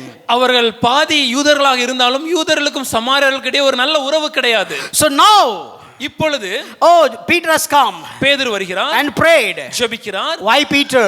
ஏன் பேதுரு? If just Philip went and all that happened, people will not believe. ஒருவேளை பிலிப்பு வந்து இந்த காரியங்களை செய்யும்போதே இந்த காரியங்கள் எல்லாம் நிறைவேறினா ஜனங்க நம்பி இருக்க மாட்டாங்க. The keys of heaven has given to Peter. என்னால் பரலோகத்தின் திறவுகள் பேதுருவின் கையில தேவன் கொடுத்திருக்கிறார். So now Peter has come. பேதுரு வருகிறார். Exactly, CM has come to Trichy. இப்பொழுது சிஎம் திருச்சி பட்டணத்துக்கு வருகிறார். Same function. அதே விழா. All procedures. இதெல்லாம் அப்படியே நடக்குது. Few came for photo, few didn't come for photo. ஒரு சிலர் புகைப்படம் எடுத்தாங்க, ஒரு சிலர் புகைப்படம் எடுக்கல. That function is over. விழா முடிஞ்சிடுச்சு. Samaria, the Pentecost for Samaria is over. சமாரியாவுக்கான Pentecost நிறைவேறியது. The later point of many people believed. அதன் பின்னாடி நிறைய பேர் விசுவாசிக்கிறாங்க. Many people received the Holy Spirit. அநேகர் பரிசுத்தாவியை பெற்றுக்கொள்றாங்க. But no spectacular event has been written. ஆனா ஒரு வித்தியாசமான வெளிப்படத்தக்க ஒரு அனுபவம் கிடைக்கப்பட்டதாக எழுதப்படவில்லை. Now they are coming to Gentiles home. Acts chapter 10. இப்பொழுது அப்போஸ்தலர் 10ஆம் அதிகாரத்துல ஒரு புறஜாதியனாகிய கொர்நேலியுவின் வீட்டுக்கு நாம் பார்க்க போகிறோம். This is something like in Madurai. இது மதுரைக்கு வருவது மாதிரி. And CM has come. அங்கேயும் முதலமைச்சர் வருகிறார். It's all done. எல்லா காரியம் நிறைவேறியது. So now the same way the Gentiles receive the Holy Spirit. இதே போல புறஜாதியாரும் பரிசுத்தாவியை பெற்றுக்கொள்கிறார்கள். CM has left. இப்போ CM கிளம்பிட்டாருங்க. Now the scheme has been announced to entire Tamil Nadu. இப்பொழுது இப்படி ஒரு திட்டம் இருக்குன்னு இந்த மொத்த தமிழ்நாட்டுக்கு தெரிய பண்ணியாச்சு. Whoever is eligible, யாரெல்லாம் இதற்கு தகுதியுடைய பயனாளர்களா இருந்தாங்களோ, he can come அவங்க வந்து and receive the patta from the Panchayat Board office. Panchayat board ஆபீஸ்ல இருந்து அதுக்குரிய பட்டா அவங்க பெற்றுக்கொள்ள முடியும். You may not have the inauguration function. ஒருவேளை உங்களுக்கு தனிப்பட்ட ஒரு திறப்பு விழா இல்லாம இருக்கலாம். You may not have the presence of CM. ஒருவேளை முதலமைச்சருடைய வருகை இல்லாம இருக்கலாம். You may not have all the cameras and drones and the live telecast and so on. ஒருவேளை எல்லா கேமராக்களும் ட்ரோன்களும் இந்த நேரலை ஒளிபரப்புகளும் இல்லாம இருக்கலாம். But exactly, ஆனா எது நடக்கணும்? if you are eligible, you will get your home patta. உங்களுக்கு அந்த தகுதியோட பயனீட்டாளரா நீங்க இருந்தீங்கன்னா உங்களுக்கு நிச்சயமாகவே உங்களுக்கு வீட்டுக்குரிய பட்டா கிடைக்கும். Exactly, that is how we are all baptized by the Holy Spirit. இதே போலதாங்க நீங்களும் நானும் பரிசுத்த ஆவியான ஞானஸ்நானத்தை பெற்றுக்கொண்டோம். Chennai is over. சென்னையில நடந்துடுச்சு. Acts chapter 2. அப்போஸ்தலர் 2ஆம் அதிகாரம். Devoted Jews.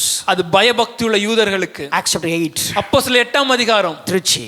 அது திருச்சி நடக்கிற மாதிரி. That is for Samaria. அது சமாரியால இருக்கிறவர்களுக்கு. That's over. அது முடிந்து விட்டது. Acts chapter 10. அப்போஸ்தலர் 10ஆம் அதிகாரம். That is for Gentiles. அது புறஜாதியா இருக்கு. For you and me. உங்களுக்கும் எனக்கும். That's it. அதுவும் நிறைவேறியது. Hereafter no inauguration. இதுக்கு முன்னாடி தனியா ஒரு திறப்பு விழா வேண்டுவதில்லை. The moment you believe in the gospel. நாம் எப்பொழுது எந்த கணம் இந்த சுவிசேஷத்தை விசுவாசிக்கிறோமோ, if you heard the gospel and if you believe the gospel, நாம் விசுவாசத்தை ஏற்றுக்கொண்டு இந்த சுவிசேஷத்தை விசுவாசித்தால், and if you got the forgiveness of sin, மனம் திரும்பி பாவ மன்னிப்பை and பெற்றுக்கொண்டால், if you repent from your sin, பாவ மன்னிப்பை குறித்து மனம் திரும்பினால், let me tell you, you have got the gift of the Holy Spirit. ஒரு விஷயத்தை தெளிவா சொல்றேன், நீங்கள் ஒவ்வொருத்தரும் பரிசுத்த ஆவியானவரை உங்களுடைய பரிசாக பெற்றுக்கொண்டிருக்கிறீங்க. Oh, your time is up.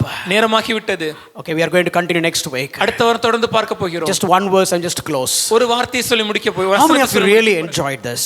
எத்தனை பேர் உண்மையாவே இதை சந்தோஷப்படுறீங்க இந்த Do செய்தி? you have the Holy Spirit in you? உங்களுக்குள்ள ஆவியானவர் இருக்கிறாரா? Don't look for some separate special experience. தனிப்பட்ட ஒரு வித்தியாசமான பிரத்யட்சமான அனுபவங்களை எதிர்பார்த்து காத்து கொண்டிருக்காதீங்க. You know, if somebody has got through that's okay. Let them do it. ஒருவேளை யாராவது எனக்கு இப்படிதான் ஆவியானவர் கிடைக்க பெற்றார்னு சொன்னாங்கன்னா இருந்துட்டு போட்டது. No, அவர் sometimes தனிப்பட்ட the gate அனுபவம். is open. The gate is open, சில but நேரம் not locked. கதவு திறந்திருக்கும், பூட்டப்படாமல் இருக்கும். Sorry, the gate is closed but not locked. மன்னிக்கவும், கதவு திறந்திருக்கிறது, பூட்டப்படாமல் இருக்கிறது. Few will run fast. ஒரு சிலர் வேகமா ஓடி Maybe வந்து, some dogs are chasing them. ஒருவேளை நாய் துரத்துச்சுன்னா Now they'll come fast. ரொம்ப வேகமா ஓடி வந்து They'll come to look at the gate. அப்படி கதவு கிட்ட வந்து, Gate is locked. ஐயா கதவு பூட்டி இருக்கே, I mean, locked means closed. சாத்தப்பட்டிருக்குது. And they will just climb the gate. அவங்க அந்த கேட்ல கொஞ்சம் கொஞ்சமா ஏறி They climb மேலே the wall. அந்த செவத்தை ஏறி And they will jump on the other side. குதிச்சு அந்த பக்கம் Break their legs. காலை உடைச்சி, But they say, I escaped from the dog. அப்பாடா நான் எப்படியோ கால் உடைஞ்சாலும் சரி நாய்க்கடியில இருந்து தப்பிட்டேனே. பின்னால ஒருத்தன் வருவான் வேகமா. But another person will be coming behind. கேட்டை திறந்துட்டு He'll just open the door கேட்டுக்கு அந்த பக்கம் போயிட்டு and he'll go inside. கேட்டை பூட்டிட்டு He'll lock it ஆம்பாட்டுக்கு வந்துருவான். and he'll walk. நீங்க எந்த கேட்டகரின்னு எனக்கு தெரியல. I do not know which category you belong to. எப்படியோ கேட் விட்டு வெளியே வந்தீங்கன்னா ஓகே தான். But whatever way, at least become inside the gate. எப்படியோ நாய் கடிக்கலாம் ஓகே தான். In some way or the other, just get escape from the bite of the dog. எப்படிலாம் சொல்ல வேண்டியிருக்கு பாரு. என் மேல தப்பு இல்லை, உங்களுக்கு புரிய வைக்கிறதுக்கு. We have received the Spirit of God. நான் பரிசுத்த ஆவியாகிய தேவனை பெற்றுக்கொண்டேன். Third person of the Holy Spirit is dwelling in us. திரித்துவத்தின் மூன்றாம் நபராகிய இந்த பரிசுத்த ஆவியாகிய தேவன் நமக்குள்ளாக If வாசம் somebody செய்கிறார். says you don't have the Holy Spirit, ஒரு யாராவது உங்கள்ட்ட வந்து உங்களுக்குள்ள ஆவியானவர் இல்லைன்னு சொன்னாங்கன்னா, if you really believe the gospel, நீங்க உண்மையாகவே சுவிசேஷத்தை விசுவாசித்தீங்கன்னா, if you really repent from your sins, உண்மையாகவே உங்கள் பாவத்தை விட்டு மனம் திரும்பினீர்களானால், and you got the forgiveness of sin, பாவ மன்னிப்புக்கேற்ற மன்னிப்பை நாம் பெற்றுக்கொண்டோம் என்றால், let me tell you, you have the Spirit of God in you. ஒரு விஷயத்தை சொல்றேங்க, நிச்சயமாகவே உங்களுக்குள்ளாக பரிசுத்த ஆவியானவர் வாசம் One செய்கிறார். verse. ஒரு வசனம் 1 Corinthians chapter 12:12. 1 கொரிந்தியர் 12:12. 12 சொல்லுங்க. 12:12. Look at this verse. அந்த வசனத்தை பாருங்க. The body has many members, அங்க ஒரு சரீரத்துல அநேக அவயங்கள் இருந்தாலும் but it's all one body. அது ஒரே சரீரம் தானே. And 12:13. 12:13 One சொல்லும்போது, spirit. நாம் ஒரே ஆவியினாலே We are all baptized நாம் ஞானஸ்நானம் பண்ணப்பட்டோம் into one body.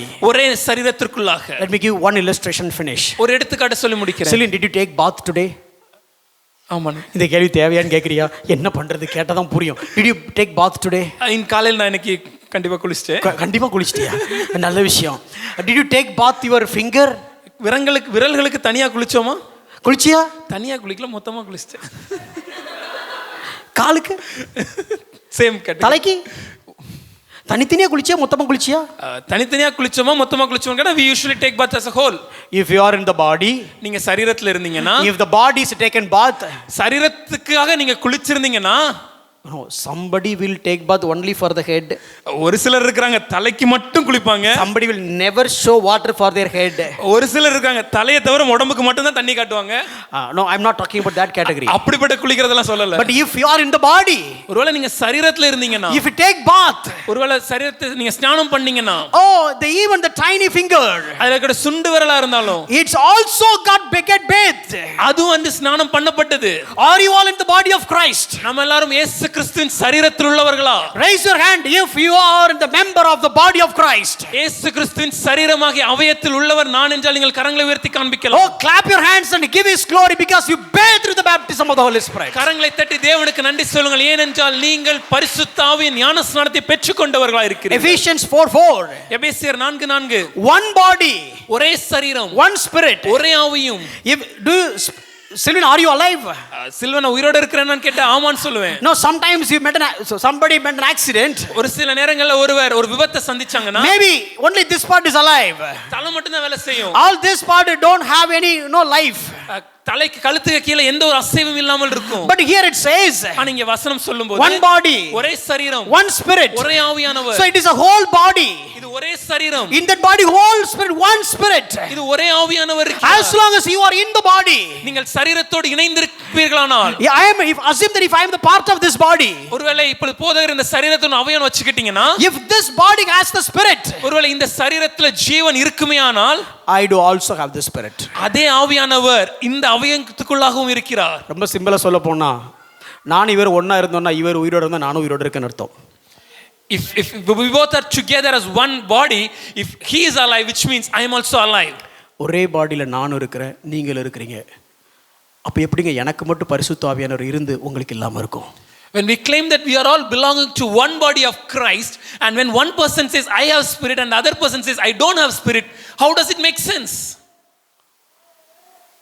If you are in the body, ஒருவேளை நீங்க சரீரத்துல இருந்தீங்கன்னா, you have the spirit of God. இயேசுவின் சரீரத்துல நீங்க இருந்தீங்கன்னா உங்களுக்குள்ள இயேசு கிறிஸ்துவின் பரிசுத்த ஆவியானவர் இருக்கிறார். Are we treating the spirit of God with all reverence and with purity?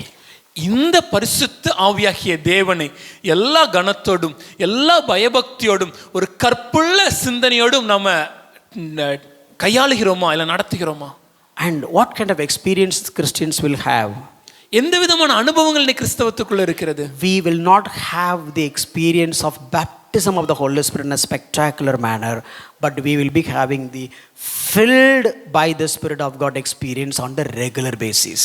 பரிசுத்த ஆவியானவரால் ஞானஸ்நானம் பெறுவதை ஒரு தனிப்பட்ட பிரத்யட்சமான அனுபவமாக நம்முடைய கிறிஸ்தவத்திற்கு கிடையாது. ஆனால் பரிசுத்த ஆவியால் நிரப்பப்படுகிற அனுபவம் அனுதின வாழ்க்கையில நம்முடைய வாழ்க்கையில நடந்து கொண்டே இருக்கிறது. We have to be filled by the Holy Spirit every now and then. நாம் அனுதின வாழ்க்கையில பரிசுத்த ஆவியாகிய தேவனால் நிரப்பப்படுகிற அனுபவத்தை பெற்றுக்கொள்ள வேண்டும். How? எப்படி பெற்றுக்கொள்வது? By clapping, கையை தட்டுறதுனாலயா? by jumping, இல்ல குதிக்கிறதுனாலயா? by rolling. இல்ல உருள்றதுனாலயா? All these things are not there in the Bible. இதெல்லாம் வேதத்துல எங்கேயுமே இல்லையா? If you want to know what does it mean filled by the Holy Spirit, come next week. ஒருவேளை பரிசுத்த ஆவியால் நிரம்புவது என்ன நீங்க அறிய விரும்புறீங்கன்னா அடுத்த வாரம் வாங்க, நம்ம தொடர்ந்து தியானிக்க. We'll continue next week. அடுத்த வாரம் நம்ம தொடர்ந்து தியானிப்போம். Have a bold attitude and have a confidence life. நமக்கு ஒரு தைரியமான ஒரு சிந்தனையும் வாழ்க்கையை குறித்த ஒரு தைரியமான கண்ணோட்டம் இருக்கணுங்க. You have the God in you. ஏன்னா தேவன் எனக்குள்ளாக இருக்கிறார். ஆமென். Tell the person who is sitting next to you, I have God in me. உங்க பக்கத்துல இருக்கிற கரங்களை எடுத்து சொல்லுங்க, தேவன் எனக்குள்ளாக இருக்கிறார். He is Emmanuel. அவர் இம்மானுவேல் தேவன். He is not only with us. அவர் நம்மோடு இருக்கிறவர் மாத்திரமல்ல, He is within us. நமக்குள்ளாகவும் இருக்கிறவர். He is not all around us. He is not only all around us. நம்மை சுற்றிலும் இருக்கிறவர் மாத்திரமல்ல, He is in me. அவர் எனக்குள்ளாக இருக்கிற தேவன். That will give the confidence to face tomorrow. இந்த ஒரு நம்பிக்கை நாளை தினத்தை சந்திக்கிறதுக்கு நமக்கு உத்வேகத்தை கொடுக்கும். Because He lives, I can face tomorrow. அவர் ஜீவிப்பதனால் நான் நாளை தினத்தை சந்திப்பேன்ங்க. That is what He has written. அதுதான் அவங்க எழுதியிருக்கிறாங்க. But let me say this. அதை நான் இப்படி சொல்றேனே, Because He lives in me, அவர் எனக்குள்ளாக ஜீவிப்பதினாலே I can face tomorrow and anything and anybody. நான் நாளை தினத்தையும் சந்திப்பேன், எதையும் சந்திப்பேன், எந்த காரியத்தையும் ஜெயிப்பேன். How many of you will come next week? எத்தனை பேர் அடுத்த வாரம் தொடர்ந்து கேட்க வருவீங்க? கையை பார்த்து வச்சுக்க, அப்புறம் அடுத்த வாரம் ஆட்டை போடு. How many of you come next week? Raise your hands. Please come. No, you have seen only just one page or one side of the coin. I'm going to talk about the next other side of the coin. God bless you. God bless you. Thank you. அடுத்த வாரம் தொடர்ந்து வாங்க, நம்ம தியானிக்க போறோம். ஒரு நாணயத்தின் ஒரு பக்கத்தை மாத்திரம் தான் இன்னைக்கு பார்த்திருக்கிறோம். இதோட மறுபக்கத்தை நம்ம அடுத்த வாரம் தியானிப்போம். தொடர்ந்து வாங்க, கர்த்தர் உங்களை ஆசீர்வதிப்பாராக.